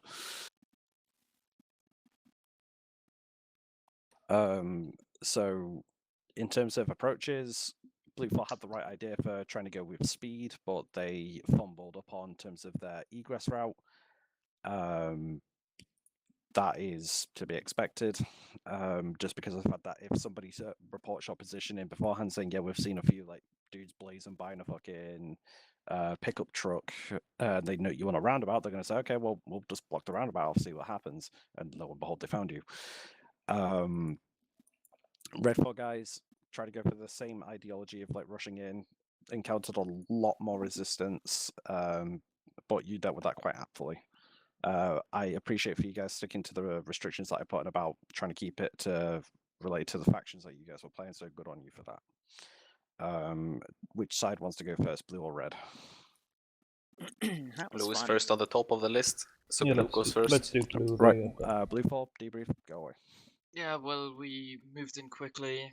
I made the stupid decision to not go with the extraction team and stay back. So I couldn't make any decisions on the go, which was stupid, but otherwise, team did good. We lost. Red 4. Alpha. Joe, your turn. Yeah. We saw Bravo take contact. We went and dealt with that. Loaded back up. Blasted past Bravo as they were taking contact. Found the HVT. Someone shot him. Started to medic him. Brought up a BRDM to get him out, and BRDM took an RPG to a phase, and half of us died, including the ambassador. So yeah. Bravo. Cap stupid. That we fighting ourselves. So okay, whatever you do, you. Nothing. Can't boring. Alright, actual squad leader of Bravo, because KD wasn't present for most of the op, at least so it seemed. We pushed up. Apparently we had enemies right outside of our base. We weren't expecting that. I mean, it's fair enough, it's insurgents everywhere, so we got bamboozled, and we continued on food because our vehicles were destroyed. That's why Bravo drove past us. Good comms, good everything, nothing bad to say for that part of the team that was with us. The guys that were not with us, I have nothing to say, because you weren't there. Otherwise, good job for Bravo's sides, and yeah. One thing that I noted, I don't know if Big Duncan can hear me or not. Whose squad was Big Duncan with? Bravo. Because for some reason, Big Duncan was about 3 clicks away, 500 meters in the air. He didn't have the map then, Yeah. maybe. Yeah, he was our Allah medic. took him. Yeah, he doesn't have Allah the map took then. him up. That Big explains a Duncan lot. kept talking in group chat, asking of where are you guys? And Liru, how was your experience? So I tried to roleplay with what I had, so I didn't pick up any rifles. I did pick up a few grenades as like a last second, pull the pin, easy to do. But AKs, RPGs, I had the opportunity to, but I decided against it. Blue 4 grabbed me. Shit happened, so I tried to play as a guy getting more and more panicked. I even killed a dude. And then by the time I'm told to run, I run, get shot, wake up in a bush. I turn around, and there's a dude staring at me with an AK, so I freak out. Obviously, I lose that gunfight. But yeah, you guys grabbed me, put me in a building, then moved me to a BRDM. And the BRDM is what killed me because I blew up in there and just stayed on the street for a minute. And then someone finally got me. You guys were really close to getting me back up, I believe. And then I finally bled out because of that No, we're 5-minute close. timer. Nowhere close. Oh, Something I okay. completely forgot for Bread 4. Whoever would be people medicing the objective. First of all, BRDM explodes. You decide to medic yourself, the first priority, and after that you medic the objective, the HVT. You don't medic some random other guys. Because of that, you lost 1 to 2 minutes of medicing everybody but not the HVT, leaving him inside the burning vehicle, getting more and more wounds. After which, you pulled him out, and you had 2 people working on medicing him, but none of you checked his pulse or CPR'd him. The first thing you should always do is check his pulse to know if you do CPR him, but since he had 200 wounds, fair enough, you know you should CPR him by that point. And none of you CPR'd him, which is the reason he died. CPR prolongs people's lives, so you should always do that. One person's bandaging, the other person's CPRing. It also didn't help that you guys. It also helped that after the BRDM explode, one of you decided to carry me, and when you carry someone, they bleed out even faster. And then you ran right into BRDM or 50 cal fire, and got me shot up even more. Yeah, you had a lot of wounds when we got there. At So- least Yeah, I'm 40 on your sorry. arm. So, with everything considered, did you all at least have fun? That's the Everybody ultimate asked question us. at the end of the day. Yeah, It was fun. a lot of fun. Would you want ops like this in the future? Bear in mind that I don't do Yes. ops frequently. Yes. I do these. Like this op entirely was 2 months in the making, planning every little detail. Yeah, sure, why not? I mean, Yeah. it was funny. Yeah, you're all PvP definitely like this is always fun. You have to think a bit more into balance of it, and don't just do it so quickly. But otherwise, yes. What? All right, so that was that. We'll be back in 2 hours for the public Tanoan ops. Anyone can jump on that. There's a TeamSpeak, or excuse me, a YouTube video up talking about how you can get in if you want to. But thank you for watching. Go operate operationally. Enjoy the rest of your day or night. Hope you enjoyed me getting bamboozled. And cheers. Have a good one. ID fucking night.